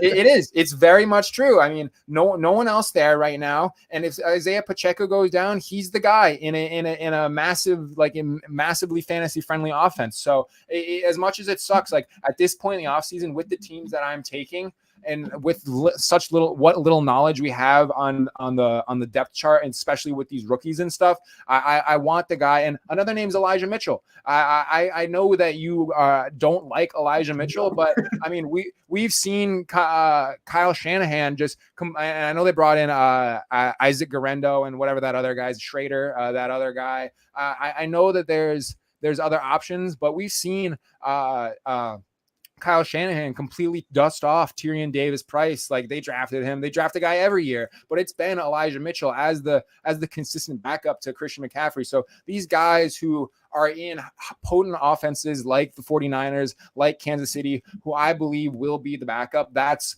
what I'm going for. And then later in the draft season, I'm going to be targeting the younger guys once we have more information on how the depth charts are shaking out, because there's a situation where Dylan Laub, I think it's a better case, but more so like the guy like Tyrone Tracy, who we don't really know what kind of role he's gonna have in this offense. He could be completely buried on the depth chart come week one. There were reports that Eric Gray was getting reps with the ones. There's Gary Brightwell as well. He could be completely buried on the depth chart. As much as we don't like these guys, Tyrone Tracy's still a 6th round pick, and if he's a total zero, I'm just the case for him being a total zero is very legitimate. Yeah, I'll reflect on your Clyde Edwards-Helaire because I heard a really good take on Ship Chasing, again, one of my favorite best ball pods. They said if you just renamed, like if you were able to rename players and you just named Clyde Edwards-Helaire Chiefs running back 2, and that's all you saw, he'd probably be going 130, like Rico Dowdle range. And that's honestly not false. It is. That kind of resonated with me because I've been in the big, like, I'll never get burned by CH again. I've had enough of him. I'm done for his career. 18th round pick, clear handcuff in the best offense in the NFL. One of the best offenses. I get it. And maybe McKinnon joins there and we have to reevaluate. He could get a late season signing, but he might just retire. And it's a very real possibility. The only other guy, you made a case for a bunch of them. I did want to shout out Donta Foreman just because one of the best just like pure rushers of the last few years with whatever metrics you want to look at, enters a running back dream scheme in the Cleveland Browns behind a Nick Chubb that maybe he returns, maybe he doesn't play all year. Who knows what happens there? But at minimum, I think you're getting a nice early season like contingent bridge when you're waiting for your Marshawn Lloyds to develop or a handcuff to emerge in your backfields. I think Donta Foreman's the kind of the opposite of backloaded production, where he's a front-loaded guy that can really be a nice bridge to that backloaded production for you. So I love Donta Foreman, and maybe he does end up being Chubb comes back and then he flares up and he can't come back. We've seen running back twos. Dearness Johnson was a true running back one here. We've seen Donta Foreman last year have a 30-point day. To me, this late in the backfield, I'm scooping up tons of Donta Foreman myself. He's kind of the last running back I wanted to shout out. But I am going to now pull up, as we were talking about our late backs, I entered a draft here. So I'm going to go back. I'm going to try to refresh this. We're pick 4. So we're up in 3 picks, guys. We're going to get to all of your comments now in a second. So active drafts. Let me pull this up here. 2 picks away. You can see my slow Pomeranian still kind of chugging away down there underneath here. All righty. So we have our draft here. I'm going to pull up the go to draft. So we have the 4th pick. As it's kind of approaching us, my guess is that we're going to be looking at Jamar Chase or Jefferson. Do you have any preference to either of those guys? Oh, yeah. I'm going Jamar. Chase goes with 2. So we're going to be just looking at CeeDee Lamb or Tyreek Hill. So never mind. Even better. Yeah, I'm cool with either. Who would you have said, though, if it was and it is Tyreek Hill, so we'll pull the trigger on him. Absolutely love that. Tyreek Hill at 4. You can make the case for him at 1. But between Chase and Jefferson, who just got paid huge, do you have a preference between the 2? Oh, yeah. I mean, this is definitely influenced as a homer take. It's Jamar Chase. But I think that Jefferson, while probably the better receiver, and I think he is the best receiver in the NFL just in terms of his well-roundedness. The difference between his capability as a receiver, the differences between their skills as a receiver between Chase and Jefferson, I think the difference between Burrow and McCarthy is significant enough to justify Chase over Jefferson. So, and obviously there's a world where Jefferson finishes ahead of Chase, and no one would be shocked by that. But like when you get to these kinds of takes, these micro takes, you have to just like really deeply analyze it. And I'm going Chase. Yeah, I think so. I'm going to right now I'm more invested in Jefferson, and I don't want it to be like a clear cut, like I'm only going Jefferson in here. So I am starting to balance it out. But if I do have one versus the other, I do find myself going after Jefferson more than Chase myself. I think we're going to look back and be like, how did we let the best receiver in the NFL fall this far this year? I can't, I don't get it. I don't understand it. And Chase, I mean, if T. Higgins leaves, there's cases where like Chase is the number 1 player in fantasy and you can't do anything about it. In terms of like pure spike, I was going to say like Chase has better pure spike week. I don't know about that because we've seen Jefferson go off for 30 points plenty of times in his career. We're talking about, you're picking needles here. They're both incredible picks. No Chase matter had a 50. Chase had a 50 ball in the best ball finals 2 years ago. Like, and you have to have a player. Yeah. Yeah. Hoosier in the chat says Giants waived Gary Brightwell. I missed that. I can't say. I must have just missed that. That was a couple days ago. I went back and checked.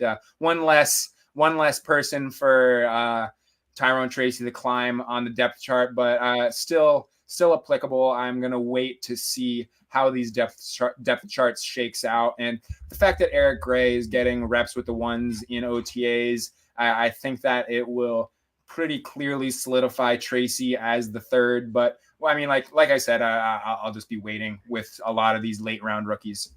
See, I agree with you on the general thesis of all that in terms of like you don't want to take a 0, no doubt about that. I don't necessarily see a world where Tracy's a true 0. I mean, this is a converted wide receiver, 4.3 speed with size. I know he's a little bit older, but they're going to carve out something for him because at minimum at wide receiver, it's just a bunch of nobodies behind Malik Neighbors. So whether you move this guy as a mismatch, it's more so a bet on I still believe in Brian Daboll. I don't even need Daniel Jones to really rebound for Tracy to be useful. The type of guy that can just rip it down the field at any point. We haven't seen him do it at the NFL level, but plenty of those in college on a pretty ambiguous backfield, like his Devin Singletary. We just talked about attacking ambiguous backfields last year. And yes, Singletary took the backfield and was the guy, like the poster boy of attacking ambiguous backfields. But I don't think he's a starter that we can't overcome either. So on the board too, we have Debo, Mike Evans, and Jalen Waddle. I don't want to necessarily go Waddle Hill right from the start, even though let's go Debo, and then if Waddle makes it back around to us, sure. Yeah, okay. You like Debo over Evans? Yeah. Okay, I'm good with that too. I think I slightly prefer Evans, but a slight Week 16 correlation there between Debo, Tyreek, a Miami versus 49ers game in Week 16. I like that. And yeah, I like Debo. Maybe one spot below Evans, so I'm totally fine going him. And Evans then goes the next pick away. So I do. Tyron Tracy's somebody I am actually fine drafting right now, fully recognizing and aware of your main point that he could be a zero.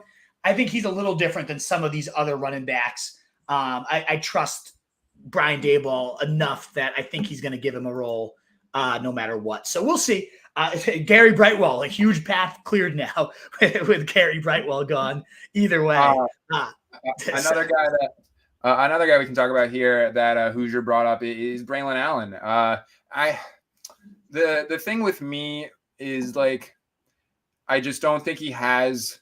Obviously, he's by no means even remotely close to Breece Hall, but I just don't think that the offensive environment would be super conducive to running back success if they don't. I do love the comment, by the way. We'll make our pick, and I'll pull that back in. Literally going to devour people. He's a monster. He's huge. The massive piece of loving Breece Hall is the receiving work, and let's make our pick here.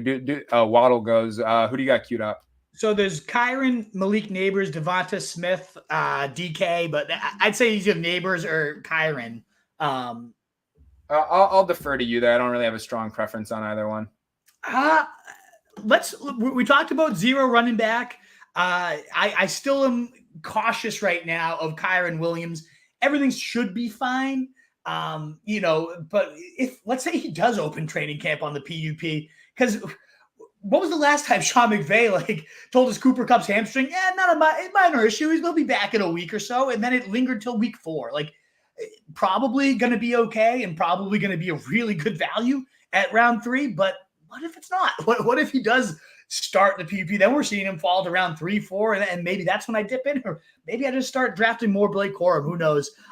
Whereas Malik Neighbors, somebody I know we both talked about trying to kind of bump our exposure a little bit.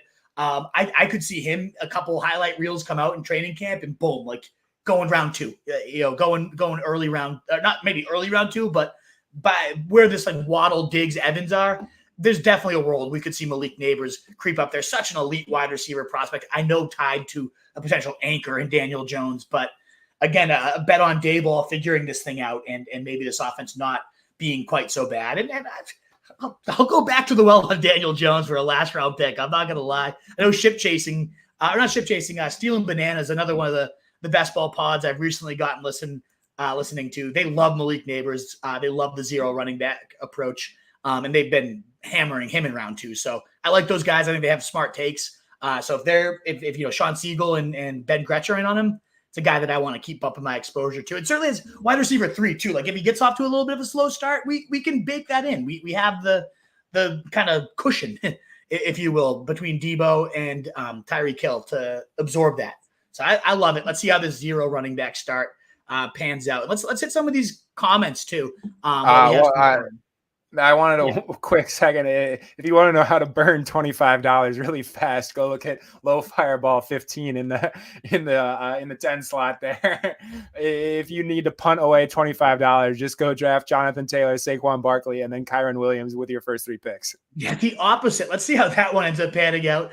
The opposite of the ideal running back strategy. So not watching our show today, or certainly maybe trying to prove the antithesis of it. We'll see how it pans out and what they end up doing with a 3 running back start for sure. So Krana is saying he's kind of embracing the zero running back. 5-6 is where he's going to start to target his RBs.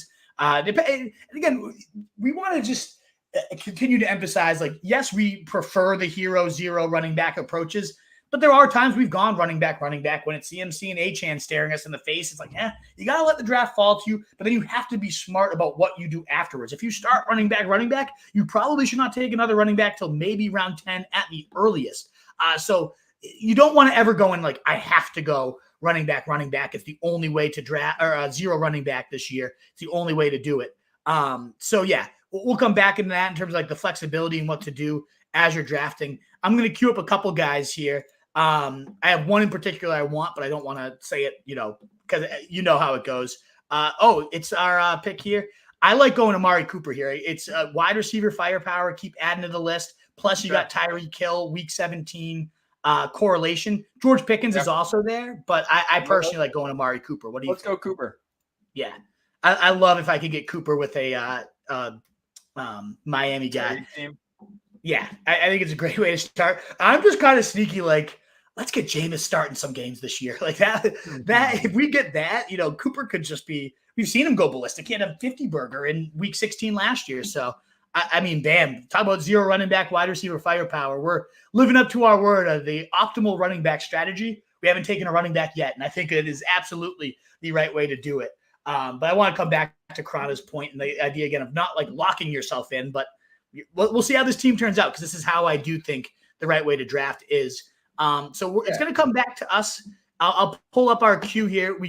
I mean, there's more receiver firepower. There's McLaurin. There's Kirk. Two receivers I really like. It's a naked Mahomes, which I don't love. But I mean, we talked about wanting this Chiefs offense. Maybe Worthy does end up falling to us. Oh man, I do want more Mahomes than what I have. Do we just do it? Do we pull the trigger? It's naked, but I don't hate it. Sure. I'm okay with it. We can go grab, we'll just have to reach on Rashee Rice. Or McLaurin. I'm fine with Mahomes because we can just reach on Rice and it'll be okay.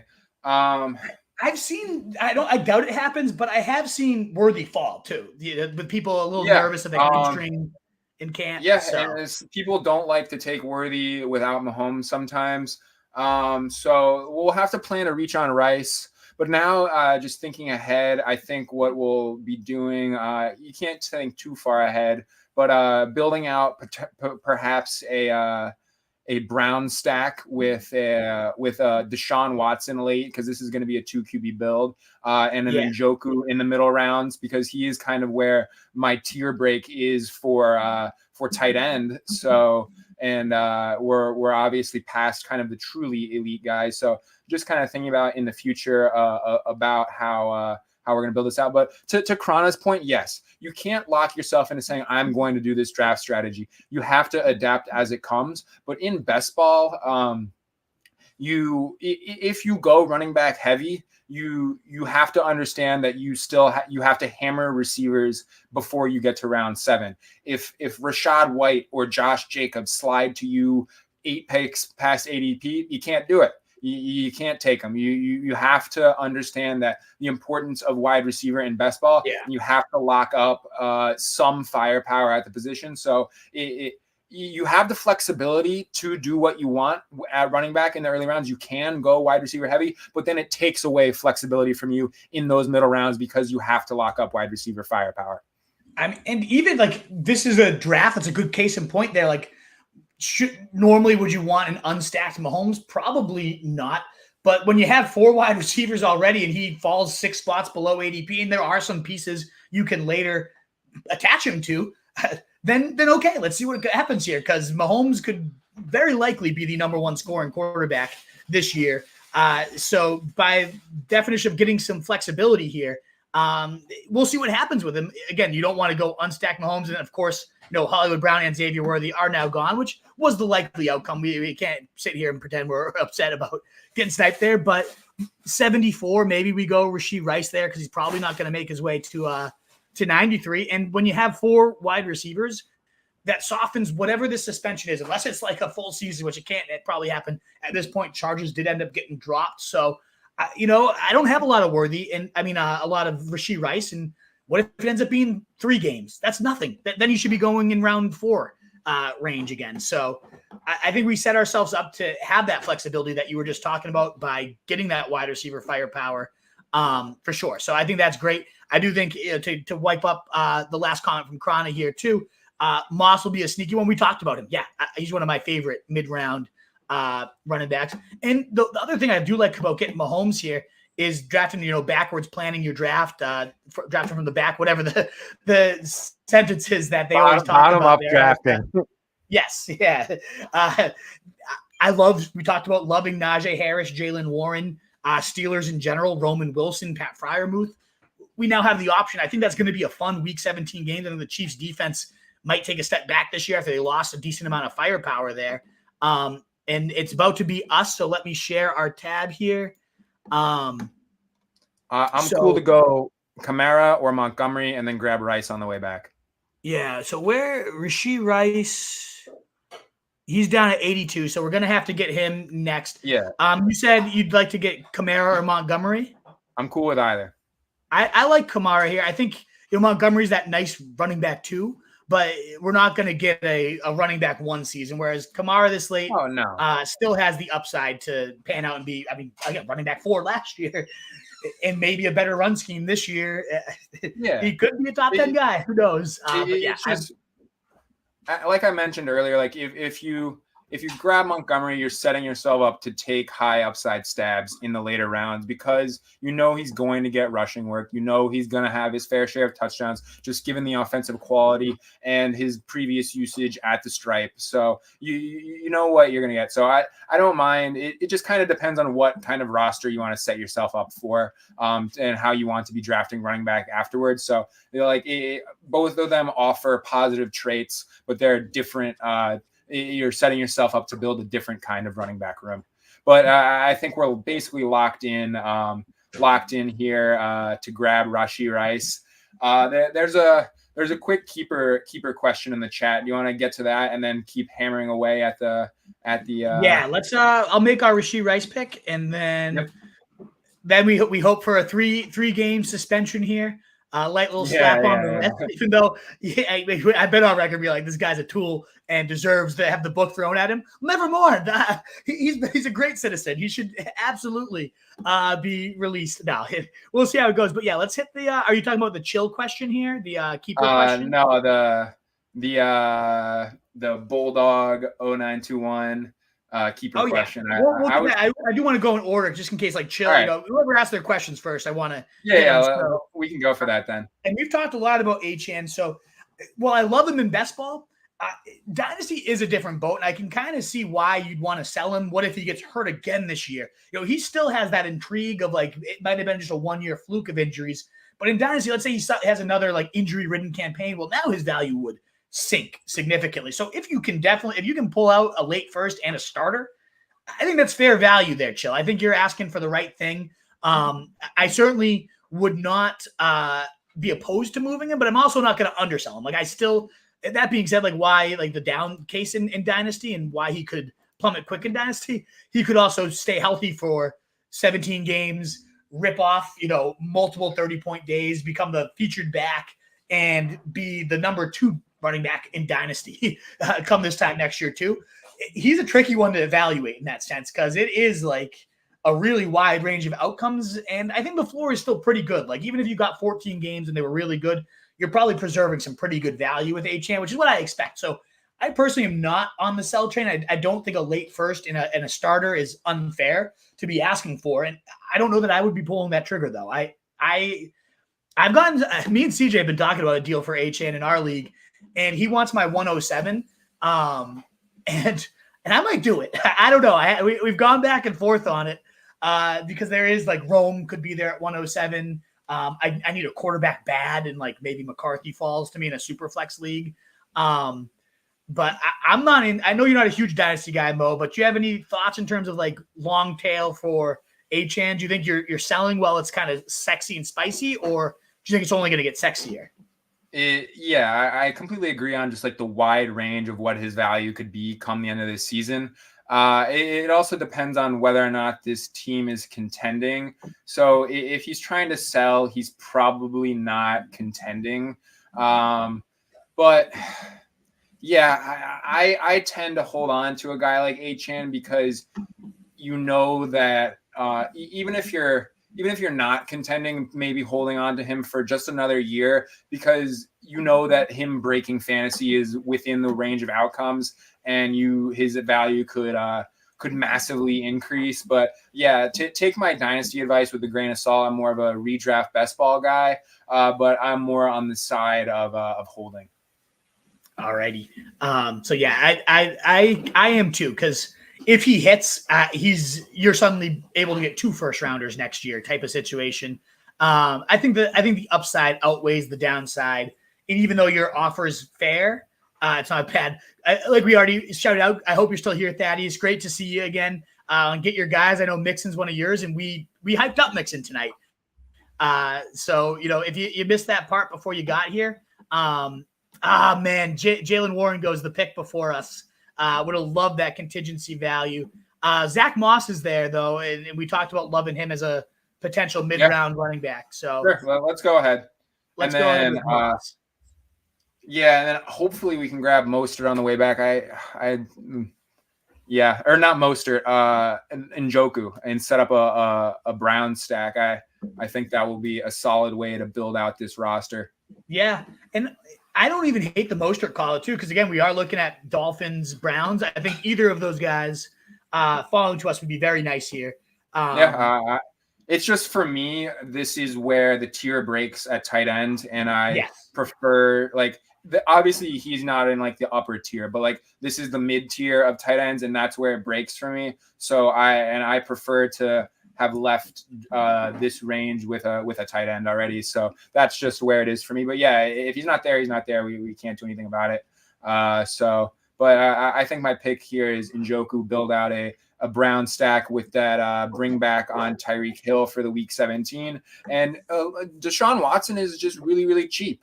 And I don't think he's talked about enough. So that's kind of all I have to really say there. Do you want to keep hammering away at the mailbag? I do, but we're about to make our pick. So let's make that. Of course, Njoku and Brock Bowers, who I queued them both up because we would have the week 17 with Kamara and Bowers there. Both go. I feel like we could just kind of fall back on Tyler Lockett, nice, dependable, solid receiver. Trey Benson. I prefer Trey Benson in this wide receiver build, or in this just current roster construction, or Pollard, whoever you prefer. I just don't think we really need a guy. So I'm good with Benson. I don't think we need a floor receiver for this roster. No, Lockett's a floor receiver. Yeah. My only case for him would have been like if the Rashee Rice thing bends the wrong way for us. We already have 5 guys though, and there are plenty of rookies with contingent upside. I agree with you. I'm cool with Benson there, because we do need some running back firepower. We have Kamara. I mean, this is not a bad running back room by any means though, with Kamara, Moss, and now Benson. So the only spot we're going to be scrambling is tight end. Yeah. I am a little – I really do wish a tight end did fall to us there, whether it was Bowers or Njoku, because either would have been correlated with some of our key pieces. Njoku, great podcast again, that Stealing Bananas one. They were talking about how his role evolved to he became that main outlet guy where he blocked and then was there for you if you needed him, like a chip and then sitting there in the flat, which is a lame route, but it's also a reception, and he's so good after the catch that he was doing a lot with that. So I was really hoping for a Njoku or Bowers there. We'll be piecing together. So this will be a good one out there for you folks in terms of building out late round tight end, which, over that 4-year span that we talked about, they referenced the Hayden Winks article, a lot of talk in terms of 4-year. I think Wolf just dropped out of the stream, but so I have no way to view the draft, so I am going to just hammer away at the mailbag as we have been talking about. So Thaddeus a second ago talking about Brian Robinson to the moon. I can get fully behind that. And Wolf's back. Hopefully able to pop up the draft. I was just going to get to some of the mailbag as you were recovering, and hopefully Wi-Fi connection improves. But Robinson, I hit the back button by accident. My fault, folks. Thank you again for sticking it out here. No worries. I was just doing a little bit of the mailbag, but I can get behind Brian Robinson. I think he's going to maintain all of the rushing work. I don't really see Eckler challenging him in terms of rushing work. I prefer to grab my parachute and jump off the plummeting plane before it crashes, in the sense of Austin Eckler potentially and not shockingly being completely washed. So that I'm not really drafting Eckler. And we saw Brian Robinson. I talked about this last year. I don't need to get too deep into it, but we saw him succeed with little rushing work. Or with little receiving work and maintaining rushing work. And I think this offense will be better. So a little more touchdown upside with Robinson. So I like him at his price. And in terms of that, like, archetype of being a guy who's going to get consistent carries and have opportunities at the goal line, like we've talked about with Zach Moss and just like a bunch of different guys in this range. So if that's the kind of running back that you need in your roster in that range, I think he's a good target. Yeah, I think all of those are good points. Mo, do you mind checking to see if this is still up on my Twitter? I don't know if it ended up cutting the stream, unfortunately, because of that back on my mouse. I clicked the back button by accident as I was queuing up some people. But yeah, no, you guys have started to sell me on Brian Robinson more. I had him last year, and he was really solid in my redraft leagues. So I should be more into him more as a Dan Quinn guy, but I think it is back up. So thankfully, it's there. So if you're on Twitter, thank you for that little sticking that mishap with us. Your questions are still coming through, so good to see. I just do worry though, like if it is Eckler again, being that goal line hog that he's always been, plus a receiving guy. Oh man, now it becomes a lot less sexy if he's like a between the 20s grinder than what we would be getting. So that worries me a little bit. Not a ton, but a little bit. All righty. So that's definitely where Robinson becomes a massive faceplant in terms of a pick, is if he doesn't work out in terms of the receiving stuff. Yeah. Now we have Mahomes. Purdy is sitting there, which we have Debo. I know we don't have to, because you talked about going late with Watson is nice. I'm a little worried about Watson still. You know, my boy Gus Edwards, he needs no introduction here. Happy to go after him. I normally would queue up Chase Brown because I like that, but Dontavian Wicks continues to climb higher and higher. Our guy Zeke is sitting here. What do you think, Purdy? Just lock up our two QBs and move forward? Or do you like Gus? Let's go Gus. Oh, Purdy ends up being the auto draft. I talked too much. And I'm okay with that. I like our three guys. I have so much Gus. If he makes his way back to us, okay. Then I won't be able to resist. But I'm okay with Purdy. I'm not as in. You talked about liking Watson. I get it. I get the case, and I get what he did in his starts last year. It sketches me out. I don't think he is the same guy he was. I don't think he cares. I don't know. If he hits big. And that's obviously what this is all about. But I don't know. I'm not into it myself. It's not necessarily like loving Watson, but I don't think he's appropriately priced. I just like the range of outcomes. We're on the clock here, and I can. Yeah. So we got Wicks, we got Brandon Cooks, no tight ends. Schultz not for this build, and Zeke are the three guys I have queued up. Wicks or Zeke. I'm really probably cool not Nick Chubb, right? Nah. All right, we'll go Wicks, one of my favorites here. I still think there's going to be plenty. We got three good running backs in a row there. So I'm happy to get Wicks, every fantasy expert's favorite guy. I know it's not really correlated with much in this roster, but I think his price is only going to continue to climb as people continue to steam him. And I think the steam is worth it. It's not just I'm like trying to get a guy cheap. I think he is worth the hype that he gets. So I'm cool going Wicks there. Chubb would have been an interesting pick. I've said Chubb would have been an interesting pick just to provide some correlation with Tyreek Hill in Week 17. But I really would have liked to build out the Cleveland. I'll have to make the case to you more and more as we do more of these drafts, but the upside of Watson is clear, and you can get the other pieces so cheap. I mean, the top piece is going in round 4, and you can grab Njoku, who's very much a spike week tight end at a pick 100. I mean, just the price, and especially with what we expect to be ideally a matchup in week 17 that requires offensive firepower to win the game. I mean, just at the prices, it's so good in my opinion. Let me present a counter in 2 words. Yeah. Jameis Winston. If Jameis Winston ends up being the guy, and I know they're not going to bench him for Jameis Winston, right? Unless he's truly dreadful. They have too much invested in Watson. But Watson more so scares me because of the fact that I really just think the guy doesn't give a shit after he got the big contract, and like something will flare up with his hamstring and then he's out. And then maybe this offense just lights it up to another level with Jameis Winston. And they're like, you know what? Screw you, Watson. We're going to figure a way out of this. And I think every bit of upside you just talked about might even get turned up a notch with Jameis Winston. So I don't think by not having Watson, our Browns pieces, certainly not Amari Cooper even, are suddenly not viable, because I think there's a case where they're even better if Watson's not the guy. And that's, I think, part of why I haven't been hammering Watson as much as I get it. A lot of smart people too, ETR guys, like backdoor stacks. It makes a lot of sense. It really does. And if Watson hits, it's going to hit really good. But I think the Browns can pan out in a world without Watson, and pan out maybe even better without Watson.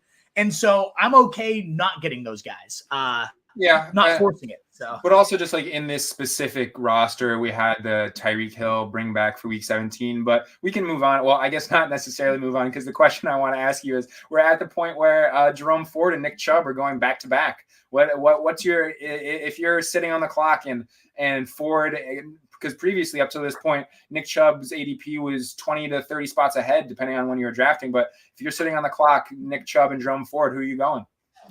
I'm going Nick Chubb. At least today. And I think I'm going Nick Chubb. And even if he starts on PUP and we know the price drop is coming, I'm still going Nick Chubb there. I mean, even if he got him for the last 6 weeks of the year, if he was finally healthy for those last 6 weeks, this guy was averaging 23 fantasy points per game last year before going down. We know it's Nick Chubb. We know he's an absolute monster. Nick Chubb in 134 is just like insane to me. I think like that's like where I would have taken him at our last pick, I think. And I can't believe he fell that far, because let's say even when he's out, like now that they have Foreman, I'm not convinced that Jerome Ford is the lead rushing backup. Ford did great, and Elliott goes the pick before us. I was very excited to get him. That being said, we started a little Packers build out. I'm okay getting some Marshawn Lloyd here. I know you love him too, right? Sure, I'm fine with that. Yeah, I think that's a nice addition. For sure. But yeah, back to Nick Chubb, like, and more so Jerome Ford too. Like I just, as good as he was last year as the clear number 2, I'm not convinced Foreman's not that lead number 2 guy if Chubb misses time. And that's why I love Foreman right now at 197 to 200. He's also non-guaranteed to make the roster. So it's like, yeah, maybe not. The other guy I'm going to queue up here, there's 2, I'll pull in our queue in a second. Ricky Perseo was one of them, because we did have Brock Purdy. Sadly, he goes. But I mean, Charbonnet is falling pretty far, even though I'm not a Charbonnet guy. I know you are. Dowdle, if the Zeke play doesn't work.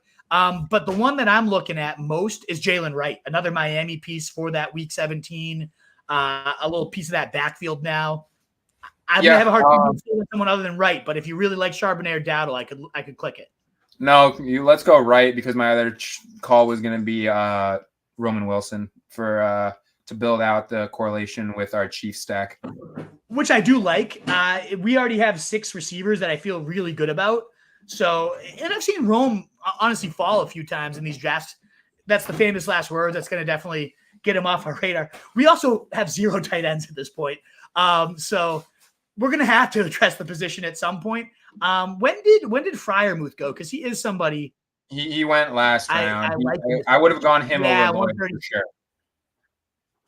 Yeah, we would have picked him at 141 had he been there. He's not there.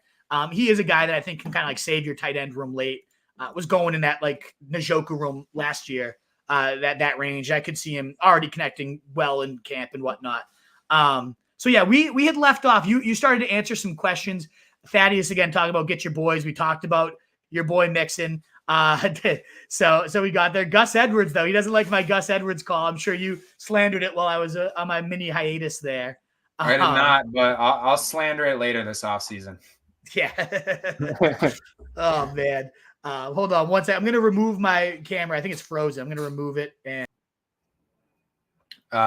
yeah, it was frozen there for a second.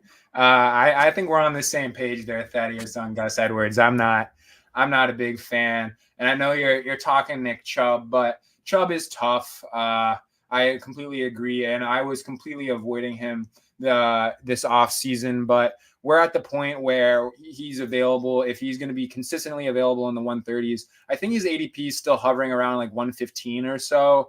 But I've said I'm going to be comfortable with it in the 120s where he's like solidified in the double-digit rounds. Like sometimes you'll be able to get him in round 12 like we did here. So, or like he did in this draft.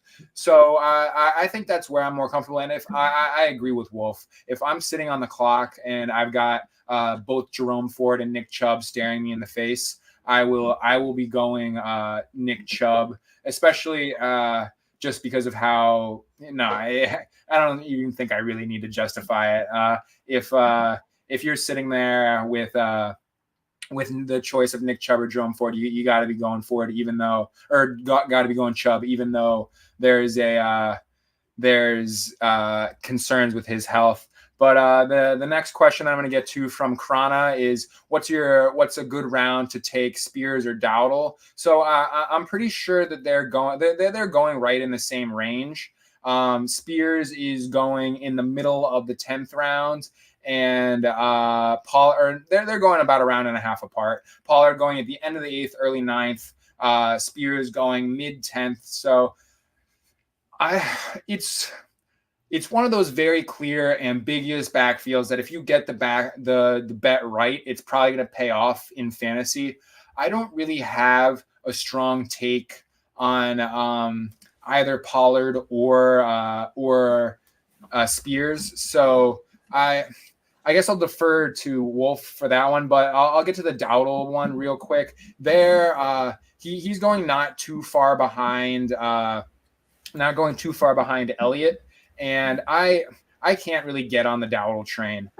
He's going about a half round to close to a round behind Elliott, about 10 picks.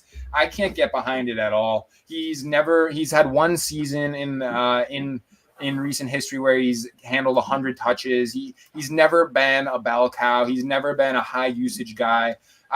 With Zeke going just not even a full round ahead of Dowdle, it's so easy for me to pick Zeke. And I just think that the recency bias and just the mass media perspective of Zeke is what is burying his ADP to be close to Dowdle's, but I don't really think that they're going to be close. And there's a world where Zeke doesn't work out because they bring in a third guy, but I think that Zeke's potential to find fantasy success is much higher than Dowdle's. Yeah, I fully agree on the Zeke take. I'd much rather have Zeke. I do think there's room for someone else to be added. That's why I do like sneaking in Khalil Herbert late in drafts. And to answer the other part of that, Spears versus Pollard, I mean, Spears was by every metric the better running back last year. And so if I can get him 20 picks later than Tony Pollard, I'm gunning. Now, maybe Pollard did just need that full offseason to get back to the guy we always knew and loved. I could buy that, and I see it. But I think this backfield is going to be a split. I think they're going to ride the hot hand. They've already talked about how they like how neither one has a defined role, so the defense won't really know what they're doing at any given moment. So they've talked about that at length already.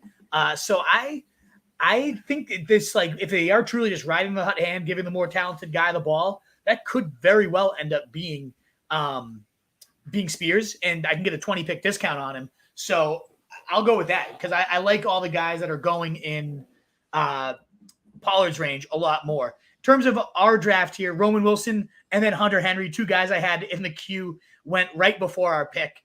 So it went Rome, Hunter Henry. I went Juwan Johnson. It balances out with Kamara, kind of giving us that team stack there. I like his upside in a new Kubiak-style scheme. Maybe it's a little more pro-ready. They are saying Taysom Hill's still involved there. At this point, I think it makes sense to maybe go Kamani Vidal. I do like Marvin Mims and Jaleel McLaughlin, who are also there, but we didn't go Gus Edwards, and Vidal has now slipped like 14 picks below ADP. You cool with it? Sure. All righty. And that gives us 6 running backs, and I feel really good about them. I don't think we need another one from this point on. I was going to say that takes CEH off the board in the last round.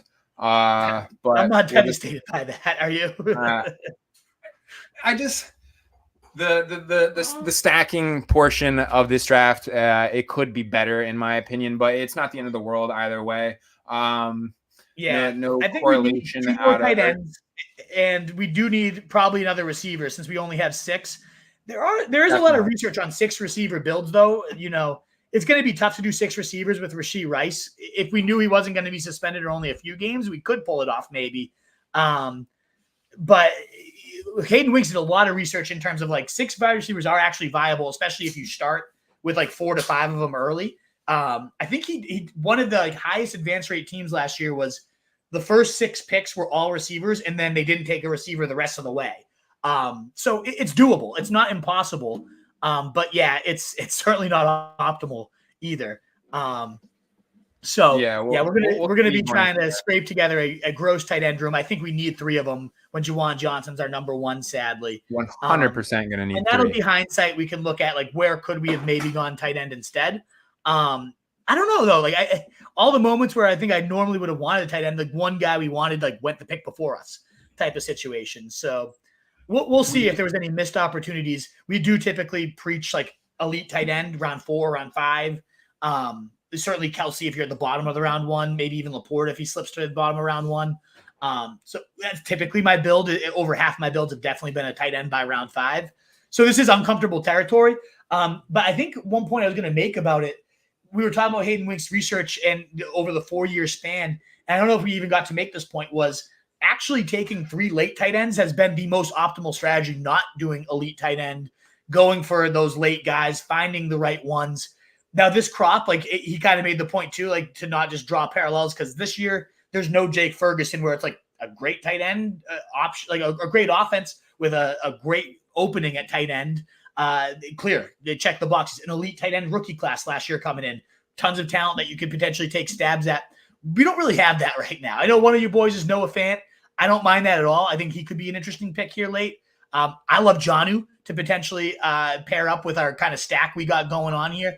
I think we might have to go Jonnu right now, only because the guy in front of a guy picking behind us has Tua. And I worry in this range, the Tua guy will take he's a 1 tight end team as well. I worry that he might. I think this is the guy that has Tua. Let me just double check. I'm pretty. He does the 1 slot. He does. He has Tua and 1 tight end. So I think he's probably going to go Jonnu. So I think we have to snipe it right now. And then we can figure out who falls back to us. I mean, I think we're in a point in the draft where ADP's thrown out the window. We just need a tight end. And that was another thing. Solak kind of taught. I mean, not Solak is also a really good reporter, isn't he? He's drafting with us right here. That's kind of cool. Not Solak, but Winks talked about is like once you get to the 170s, all these players typically project and score the same rate. Besides those crazy outliers, so sometimes going with like your last 3 picks being a little bit lower on the list because people aren't combining those guys as often ends up being a fairly viable strategy. So. You know, we might be able to pull that off here. Now, looking at, I mean, just another comment. We've got a couple notable people in the space in this draft. John Hansen there in the 8 slot. So there's some fun people in this draft. This is a fun draft. We'll have to see how we stack up against the elites here. I think that's got to be Hansen, right? I don't know his. It is. Yeah, I've drafted against John Hansen a few times now. He's on the streets quite a lot here. The best ball streets. In terms of, I mean, we kind of need a receiver. There's not a lot left, but Luke McCaffrey is one of your guys that you've touted. Oh, yeah, if he's made it this far, sure. I'm okay with it. It doesn't do much for our build, but I'm looking here. It's like Rondale Moore late. Khalif Raymond, I actually don't hate for some week 17 correlation. I like our boy McCaffrey here. Sure. But Khalif Raymond is somebody that slightly intrigues me. So then we're going to have to wrap this thing up. Tight ends started to fly. It was hideous. I mean, Tucker Kraft, Jatavian Sanders, maybe. Jelani Woods is starting to pick up some steam, and we have Malik Neighbors. Is that the week 17 correlation that you need? Jelani Woods and Malik Neighbors. That might be the play. I mean, I did like Woods last year before he didn't play a single snap. How do you miss a full year with a hamstring injury? Like, is that what it was? Was it hammy? Yeah, I mean, like, I obviously don't understand the inner workings of how professional athletes' bodies operate, but yeah, I was shocked he missed a full year with a hammy. Yeah, absolutely. That's weird if it's a hammy. That does worry me a little bit, but I don't know. I had enough like interest in him last year that I'm not ready to completely give up on the guy. And it's wide open. Like their tight end room, there's nobody, right? Like, they've always done such weird stuff with their tight end room too. It's like they platoon, like they treat it like it's like a running back type of situation where they're like dropping 3 random guys out there for like on just like a couple random snaps. Like it's like the weirdest part is that. I'll go through the depth chart right now. I know all I probably couldn't name it off the top of my head, but I know 4 of the names in the Colts tight end room: Jelani Woods, Kylan Granson, Mo Alley Cox, and Will Mallory. Because there's so many dudes getting snaps at tight end for the Colts. That's just how they've kind of operated for years, and it's one of the more strange in terms of how they use their tight end. It's one of the more strange teams in the NFL. Absolutely. Yeah, it's very strange. Being familiar with the 4-string tight end, I think that's the only team that I can say that's true of. Which one did you say? Will Mallory is currently listed as their 4th tight end, and it's not like I know the guy's game, but like I know who he is. I don't think that's true of any other 4th-string tight end in the NFL. Like I don't think I know. Like I wouldn't be shocked. Some value will come out of that tight end room, I bet, and it's just a matter of who it is.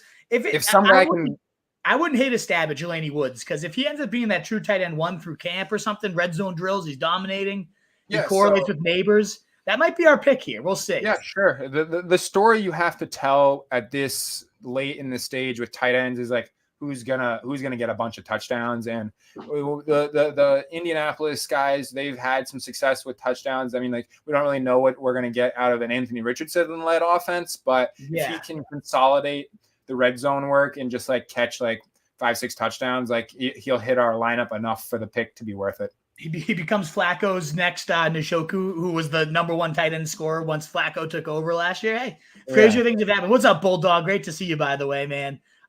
Huge fan. So he had the keeper question. I don't know if you got to it while I was away, but without any context, would you keep Jamar at 5th or Puka at 8th?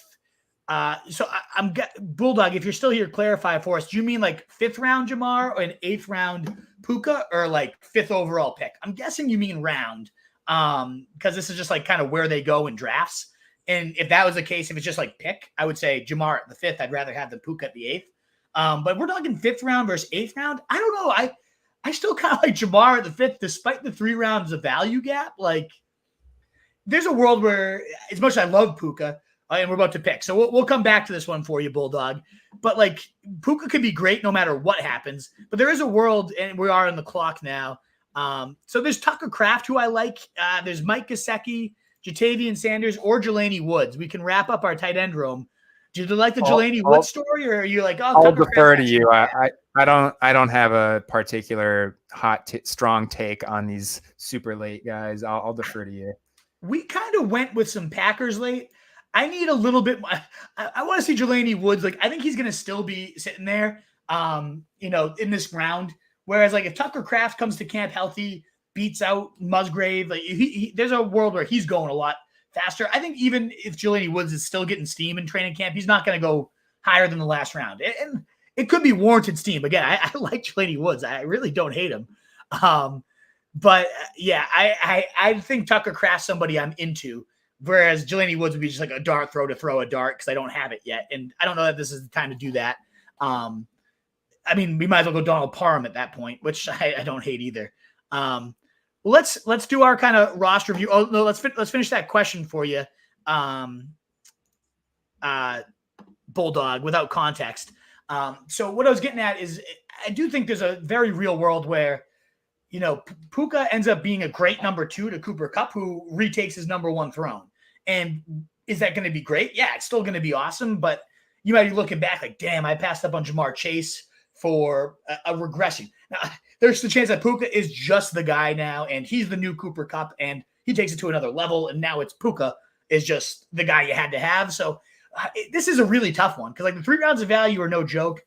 5th round, you're probably still getting some decent guys. I think gun to my head today, if I had to make this choice, which Bulldog, I don't think you have to make the choice today. Let us know if you do. We'll probably be able to answer this one in a couple months where we have more context. T. Higgins gets traded and suddenly it's a no-brainer. It's Jamar type of situation. But today, gun to my head, I'm probably going to go Jamar. What about you?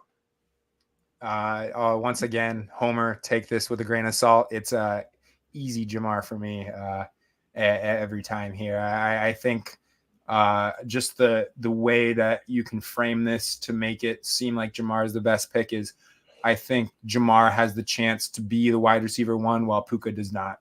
Maybe I'm out of line for saying Puka does not have the chance to be the wide receiver 1, but that is how I see it. Jamar is of the 2, Jamar is the only one with the chance to be the wide receiver 1. And if it's 3 individual picks, like 5th overall versus 8th overall, I think either way, I think it's still Jamar for me. Yeah, I think Jamar for me either way too, as of right now.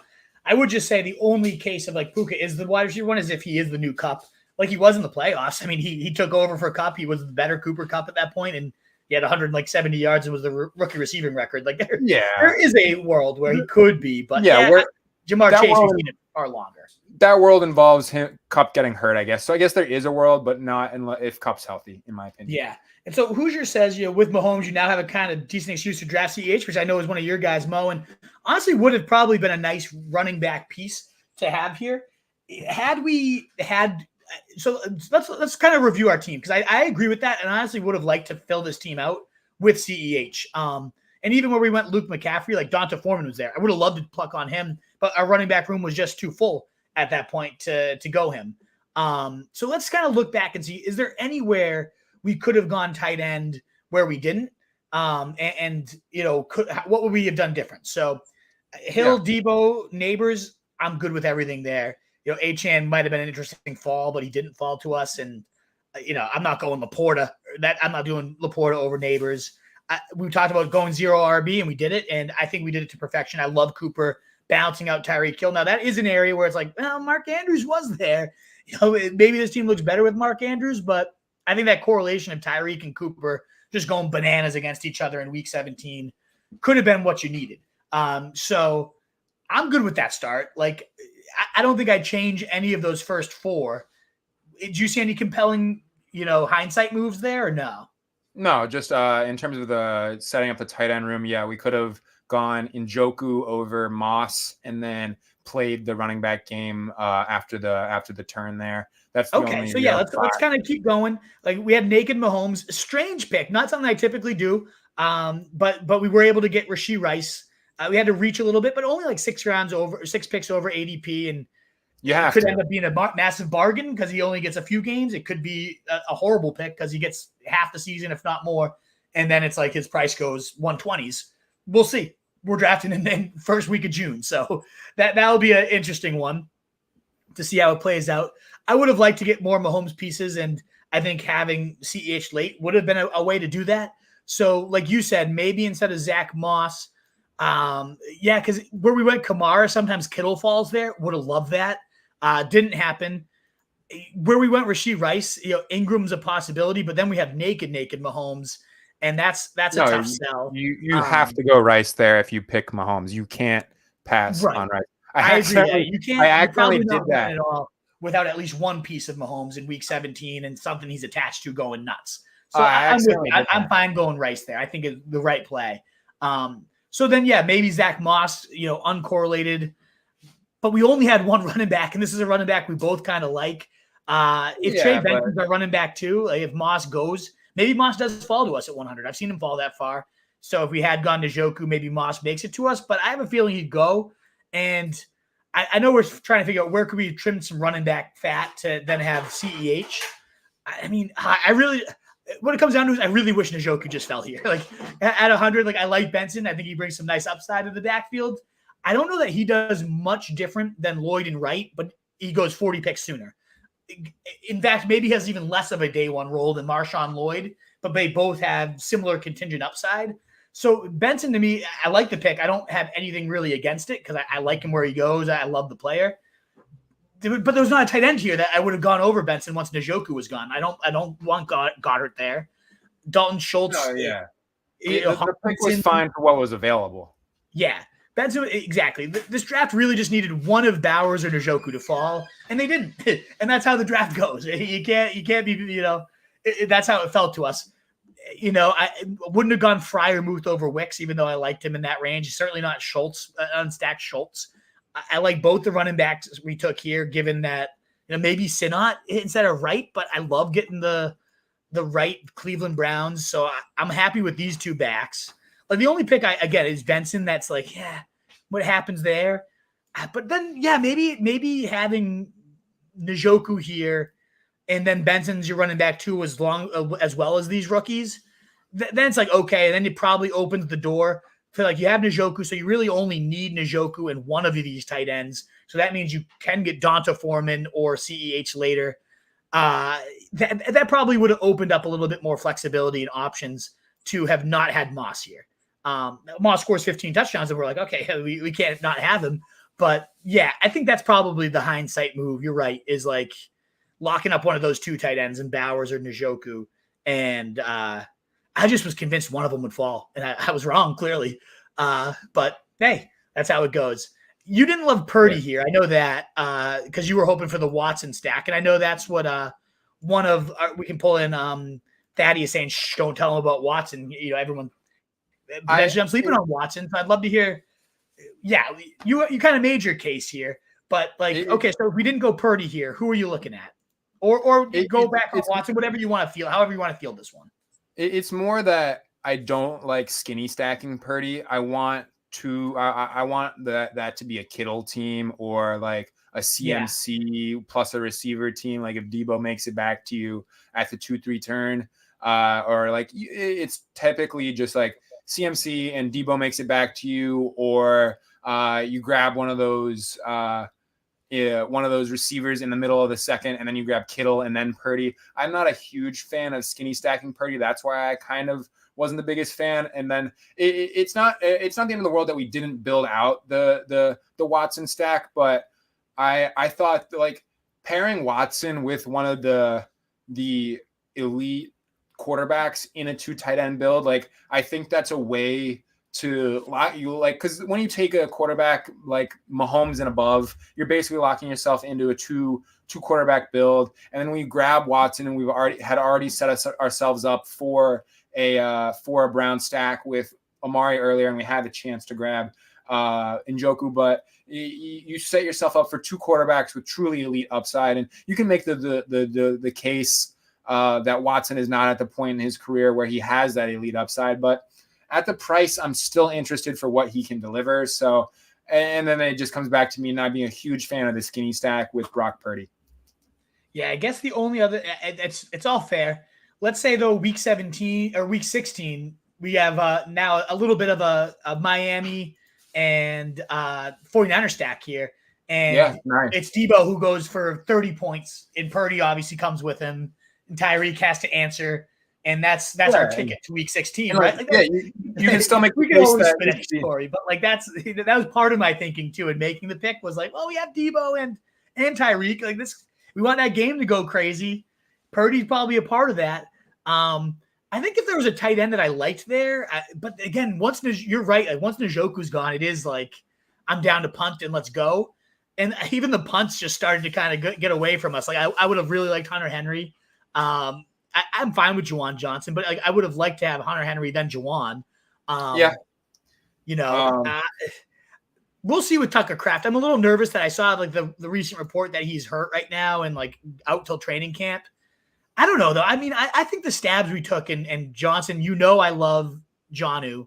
I would have liked your boy Fant. I think the more I've heard from you and other writers that really like Fant too on our staff and just in general, like really smart people in the ball space really like Fant. Like I'm getting more in on him. I'm down for him as a It's just like the case of just like there's less competition now. They got rid of Parkinson, and who the other guy, Disley. They got rid of Disley, so it's just Fant there really now. Ben Grubb at Washington successfully used tight ends, and you got to think that the weird tight end usage, just like mixing in a bunch of different guys, was a piece of Pete Carroll's offense. What he liked to do, and yeah, it's just like a lot of routes. And ideally an okay offense at a minimum. So it's not like it's not a huge like bull case for Fant, but like in this range, like you kind of just want a guy who's going to be out there all the time and provides decent receiving upside on a quality offense. And I think Fant checks those boxes. I think he does too. And I think the Vidal pick, which we got him 13 picks below ADP. I want a Chargers running back in most drafts, and I have so much Gus that I do want to kind of hedge a little bit with some more Vidal. So I really did like getting him here. But you do look like you could have gotten Fant, you could have gotten Auden Conklin, who I do think has 8 to 10 touchdown upside with Aaron Rodgers there. Even likely, probably not much with Andrews healthy, but has the upside to be a top 5 guy should anything happen to him. We saw it as early as last year. This could have been a spot for another tight end. I guess it does come down to the health of Tucker Kraft, though, because, I mean, if he just shows up to camp, the report was he's out till camp, right? A pectoral thing. If he just shows up at camp, though, day one, he's ready to go. I thought he was the better, more complete tight end than Musgrave. Everybody loves Musgrave. Everybody wants Musgrave. I mean, 150 friggin' 8 here. More explosive of a guy. Yeah, I get it. But Kraft was the more complete guy, and Musgrave was banged up throughout the year, too. If we just got Jordan Love's number 1 tight end, whether through injury, whether he outplays Musgrave, both are probably going to nibble at each other, and it's probably going to be annoying. But there's a world where we just got a tight end 1 in the number 1 offense. In that case, there's probably a lot of outs to a top 15 guy. So I think he ended up being a pretty nice pick here to round it out. I think the only other one I want to talk about, McCaffrey. I know he's one of the guys you shouted out on your wide receiver, like we were going through our favorite late round picks. So I like to go him there. I think he's interesting. He's not correlated to anything we got. So, I thought about maybe because we do have 49ers and no Lions. I don't hate Khalif Raymond. He's a Holy Cross boy for the first part, my alma mater. So I get a little piece of that. He just got inducted to the HC Hall of Fame. Shout out the Crusaders there. But also, it was funny. I was listening. I don't know if you listened to one of the more recent ship chasings, but they were like, Correa brought up, he's like, you won't even believe Khalif Raymond's yards per route run. And then Ben was like, 2.01. I have that memorized by heart. It's like these guys are so crazy. I love it. That's the type of shit that only best ball maniacs would know and find hilarious. But I was dying. I was like, he had it right off the cuff. That's awesome. But it's also a crazy yards per route run. We talked about as early as the big board drafts we were doing, there's going to be a wide receiver 3 value hole there, even if JMO pans out. And what if JMO doesn't pan out for the 4th season in a row? So Khalif Raymond's somebody that, even though McCaffrey was a nice value, and again, Hayden Weeks, we keep citing this report. You guys got to go read it. It's awesome. We're over the 4 years of best ball. If you pick a guy that goes 16 plus picks behind his ADP, which McCaffrey did there, you typically get an absolute smash. So I think he was the right play. There's a little bit of me that was like, hey, maybe we sneak in Khalif Raymond here. It just thinking about how that's the value of correlation in week 17, probably mathematically a better pick, but we're debating a 17th round pick with one of them being Khalif Raymond. So I'll remember this stream, and if Khalif Raymond catches 2 touchdowns in week 17 and this is in the finals and we lose because of that, we'll come back and it'll be the one pick that bit us in the ass. But I'll be flying to Ohio to just fucking come slap you. No, that would be classic though. That's exactly what's gonna. We should timestamp this so that literally in week 17, or this is the team that makes it through. And Khalif Raymond goes bananas. I'll just bet on him to have 2 touchdowns at plus 2,000 odds, or probably even plus 5,000 odds that week, just to hedge my bets. Just to hedge our sanity there. That's the thing, though. He has done that. There was a Thanksgiving Day, he had 2 touchdowns. I saw it. It was like, hey, Holy Cross, let's go. It's not impossible for he's an actual decent player. So aren't they outside week 17 though? and like Jared Goff's just allergic to performing outdoors? I do think it was one of those things. I saw the exact stat you're talking about where it's like Goff's inside for like 14 of 17 games, and like all 3 outdoor games come in the last 3 weeks or something like that, which is nuts. One of them San Francisco, which I guess really isn't that bad, but like, yeah. Oh, it is San Francisco. You can only be so bad in San I'm Fran. stupid. It is San Francisco. I don't know how I like that one didn't immediately come to mind. It is San Francisco in week 17, but yeah, he is allergic to performing outdoors. But I don't really need to be debating weather narratives and indoor versus outdoor narratives right now. Exactly. You want to just get through the mailbag? The only other thing. Was there anything else with the team before we wrap up the mailbag that you wanted to say, or like any other hindsight moves, or? Yeah, Vidal would have opened us up to grab CEH in the 4th round or in the 18th round, but I will stop talking about CEH. So which tight end would you? Is Fant the one that you would have gone, or Cade Otton, Conklin, likely? Fant and Otton fall into the same bucket for me. Like like the 3rd, 4th option on a team, but they're going to run a ton of routes. Like some weeks they might get a bunch of targets. Like I remember Otton had a week where he had like 11 targets last year. Like it's very hit or miss. He went nuts in the playoffs. Like he had like 18 and 20 fantasy points on DraftKings in back-to-back weeks. Like he really started to pick it up. So likely's the upside play there. But yeah, it really doesn't matter at the end of the day. I mean, we got a couple of late tight ends. Like the path to them hitting is like, I think they're not. None of them are great. You're really just betting on who grabs a touchdown in what week. Bet to hit than Kraft, maybe you're betting on who gets a touchdown in what week. Yeah. We'll see how it ends up panning out. But yeah, so Hoosier Devos, great to see you again, Hoosier. By the way, I don't even think I said that from the jump, but I'm glad you're here with us. Said it's reported that Stefanski was asked how Watson was doing. He said he looks like Deshaun Watson, so he looks like ass. Is that what he said? No, he looks like he's going to throw balls in the turf for 20% of the time. What's he going to say? I mean, let's be real here. These are the type of questions and comments that I'm just like, this makes this does nothing for me. This is not a comment that you look into. Right. How's Deshaun Watson doing? He looks like a complete piece of shit. Like come on. Like we know like he's not going to say that. And I don't even know if he looks like Deshaun Watson's necessarily a freaking good thing. Like let's be real here. Maybe that's the fancy being like, I don't know how he looks, honestly. Like he looks like the guy that kind of sucked for us last year. Maybe. I don't know. I get the case for there is a lot of upside so late with Deshaun Watson, and he has a little bit of rushing upside too. Like much more than anyone in that range. So, like, I totally get the play. We certainly didn't need to go Brock Purdy because we had Mahomes. It would have probably opened some things up.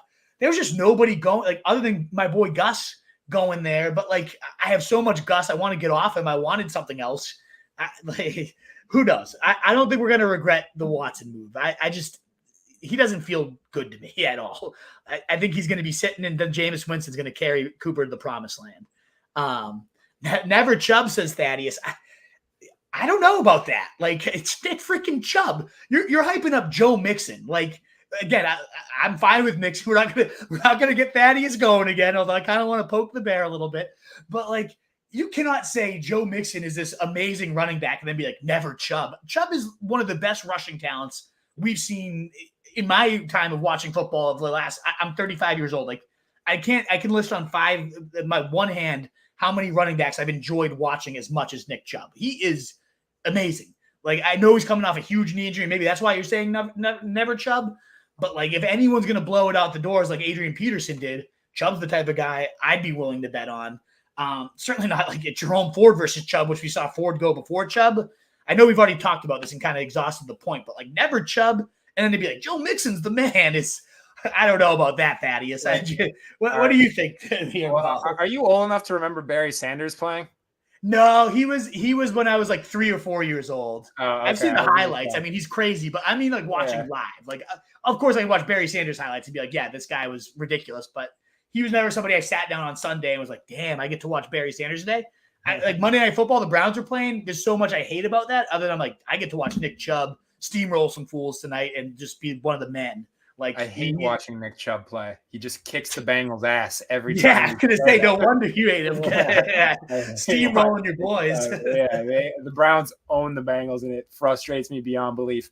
But if he's staring you in the face at 130, I kind of went over this while you dropped out, but you got to grab him there. I've kind of been on record saying 120 is where I think he should be going, and 134 is a full round past that. So. Yeah, I think we could have considered him. I remember you kind of mentioned it when we went Wicks. I'm fine where we went Wicks, actually. I think it kind of panned out given the way running backs kind of fell to us afterwards. But like 124 here would have been okay with the correlations we were building, and I would have totally been fine with that. I just kind of brushed him over because I know you're not really into Chubb, so I was like, I'm not going to force him into another Chubb build. But I would have been more than okay with him there. Yeah, I wouldn't have been mad about it either, just because of also how we were setting up for the did not come to fruition Brown stack. But we got to stop talking about this Brown stack. They probably didn't want to rush him back for that QB. I'm trying to think of who we're talking about here. I don't know. We can move on. Yeah, we can keep moving. Sorry, I don't remember that. Sanders. Jatavian Sanders is a last round tight end. Yeah, I think he's a fair call out. Like, but fourth round and unathletic testing, open path to volume, but now the reports are Ian Thomas is looking good. I don't know. Bryce Young, when we talk about all the backdoor stacks, maybe that's like a topic we do next week, or a QB position, and then backdoor stacks are a part of that. Like, I'm way more intrigued by the Saints Derek Carr backdoor sacks than I am the Bryce Young ones right now. Maybe there's a little bit more unknown sexy upside to Bryce Young, but I don't know. I am not impressed with what I saw, despite it being one of the worst situations you could possibly be in. I can recognize that. I can also be like, yeah, if CJ Stroud sucked last year, everyone would be like, yeah, well, look at who he was throwing to and look at the line.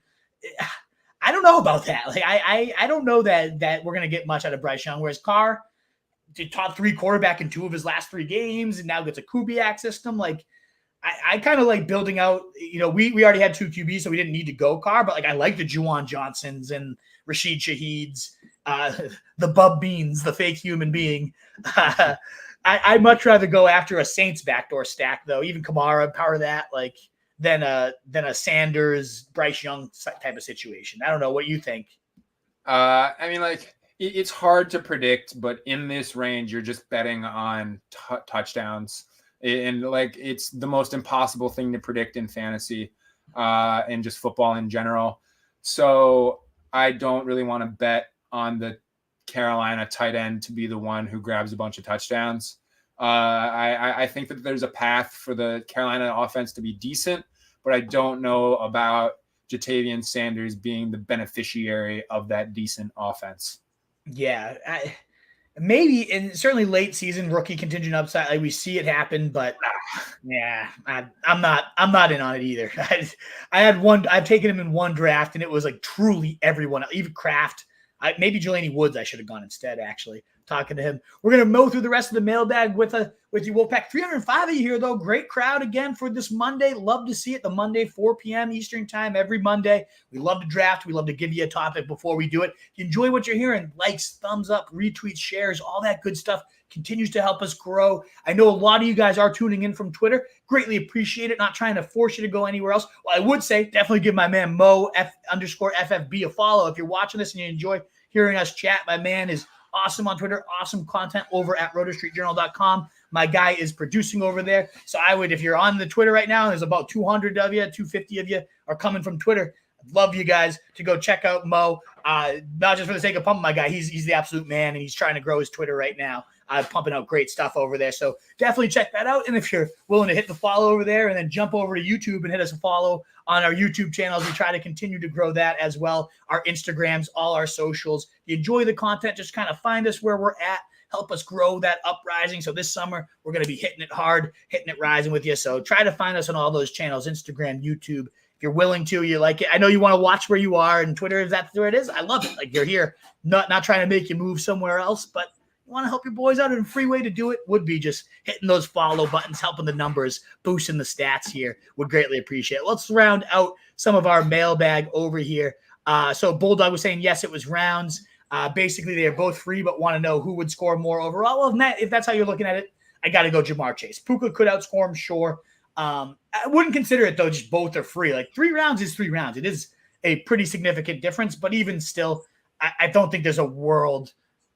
I would probably go Chase in your situation. I know you were agreeing with that too, right, Mo? Like Chase over Puka, even with that, yeah. So for sure. So maybe Vidal saved us from under no circumstance CEH.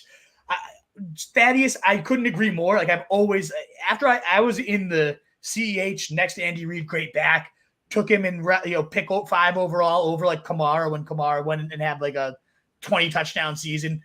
And I've never gone back to CH and never want to, probably never will. But I do just want to, again, summarize it. Like when I heard it on that podcast, if you deleted Clyde Edwards-Helaire name and just saw Chiefs running back 2 and like clear Chiefs running back 2, no one else is here, Chiefs running back 2. Yeah, I'd probably be clicking on him like 5 rounds earlier than where he goes right now. But it is CEH, and I don't know.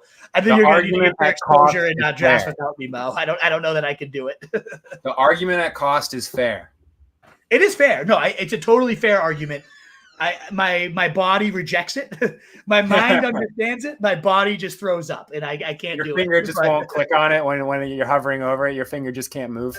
Yeah, exactly. That's when my mouse suddenly hits the back button. I disappear off the screen real quick. Oh, sorry, I misclicked by accident. Oh, my bad. Oh man. Thanks, guys. That's why I asked. I will so definitely bring it up again in the summer because we could. Cup's hamstring flares up or T. Higgins gets traded. There will definitely be more evidence, more context to this question that we can dive into as the summer months come down. But yeah, if you were choosing today, it's Chase for both of us. And Thaddeus wrapping us up. And great to see you again, Thaddeus. You always are bringing some heat comments. So I'm glad you're tuned in. Hopefully, Bulldog, you start coming every Monday. Also, great interaction. Great to see you again, Hoosier Devos. Pumped to have you guys here. So awesome to get a good mailbag, good interaction. Krana, as always. Would love more and more interaction, though, from you guys. Over 300 you here and about like 6 of you asking questions. If you have no questions, you just like hearing us ramble, fine, that's cool. But we're here we do it live so we can answer you guys. Otherwise, we would just record it separately and we could kind of edit it and whatnot. No, we want to be live. We want to talk to you guys. So please do continue to bring the heat as you guys have more and more questions about anything fantasy related. But we'll wrap up here with Thaddeus saying, don't tell him about Watson. I'm trying to get paid. Thaddeus, everybody go draft Watson, please, because I think I'm going to get paid for you guys all drafting Watson. That'll be a fun one to revisit at the end of the season. But I really do think I see the Browns upside case. It could hit with Watson, but I love the fact that if it's not Watson, it's Jameis, and it might be even better if it's Jameis. So that's why I really do like Browns. I think Browns are a great bet. I mean, they were getting it done with friggin' PJ Walker last year. So this is an offense I will routinely be happy to bet on. Everybody thinks I saw all the oh no, the Dolphins are facing the Browns. Oh no, the Bengals get the Browns in week 16. And I get the defense. It is good. It was one of the best defenses in the league for a strong stretch last year. And yet, they did finish 6th in total points. Everyone's it's a gross offense, and no way those games would ever shoot out. They had the 6th best offense last year in terms of points. So, the Browns are better than people think. I can definitely see a world where Tyreek Hill catches a 70-yard bomb because a corner's out, or maybe the corners just don't keep up with him because it's Tyreek Hill, and suddenly we're off to the races in week 17. And here we go. Let's go. I think the Browns are sexier than a lot of people give them credit for. It feels so gross to say that, sexy with the Browns. It doesn't feel right, but the 6-scoring offense is the 6-scoring offense. I don't know. Did you have any last thoughts on? I know we talked about Watson. He's the player of the stream apparently, but I talked about the Browns more than I would, the Browns and CEH more than I would have cared to today. But we titled the stream CEH and Browns, and we will get absolutely no clicks from anybody. I think we're in a good spot to wrap it up. We'll revisit some of this stuff later this offseason, I'm sure. So this is not the end of the CEH and Browns talk. Absolutely. Well, just to pump one last piece of content, I just put up our favorite mid-rounds. We had a stream about that last week. I added a few more picks in there over at RotoStreetJournal.com. I'm able to do a lot more writing than I was last year. which is awesome. I love writing. I love doing the streams. I love interacting with you guys, but I'm also a writer at heart, and I love doing it. So it's been feeling really good to get more and more pieces churned out over at rotostreetjournal.com. So if you enjoy my takes, you want to read my writing, you can find it there. But beating me out for content right now is certainly Mo. He's been absolute factory. So any recent posts that you want to just pump real quick, Mo? Or yeah, I kind of went over it today. My Bus article came out about not liking Saquon, Chubb, and Jacobs, just mostly at price, not obviously like all really good running backs, or you can find the arguments there. And then ambiguous backfields to attack will be out at some point this week.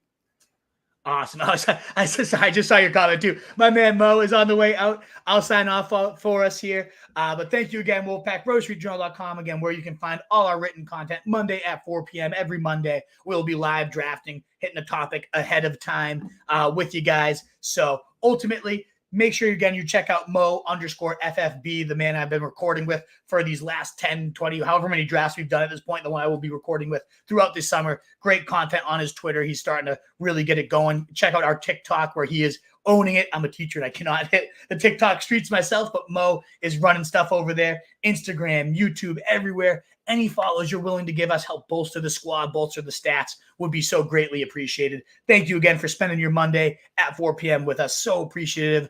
We'll love to see you continue here. And in a world full of fantasy sheep, guys, continue to be that wolf. We'll see you next time. Later, guys.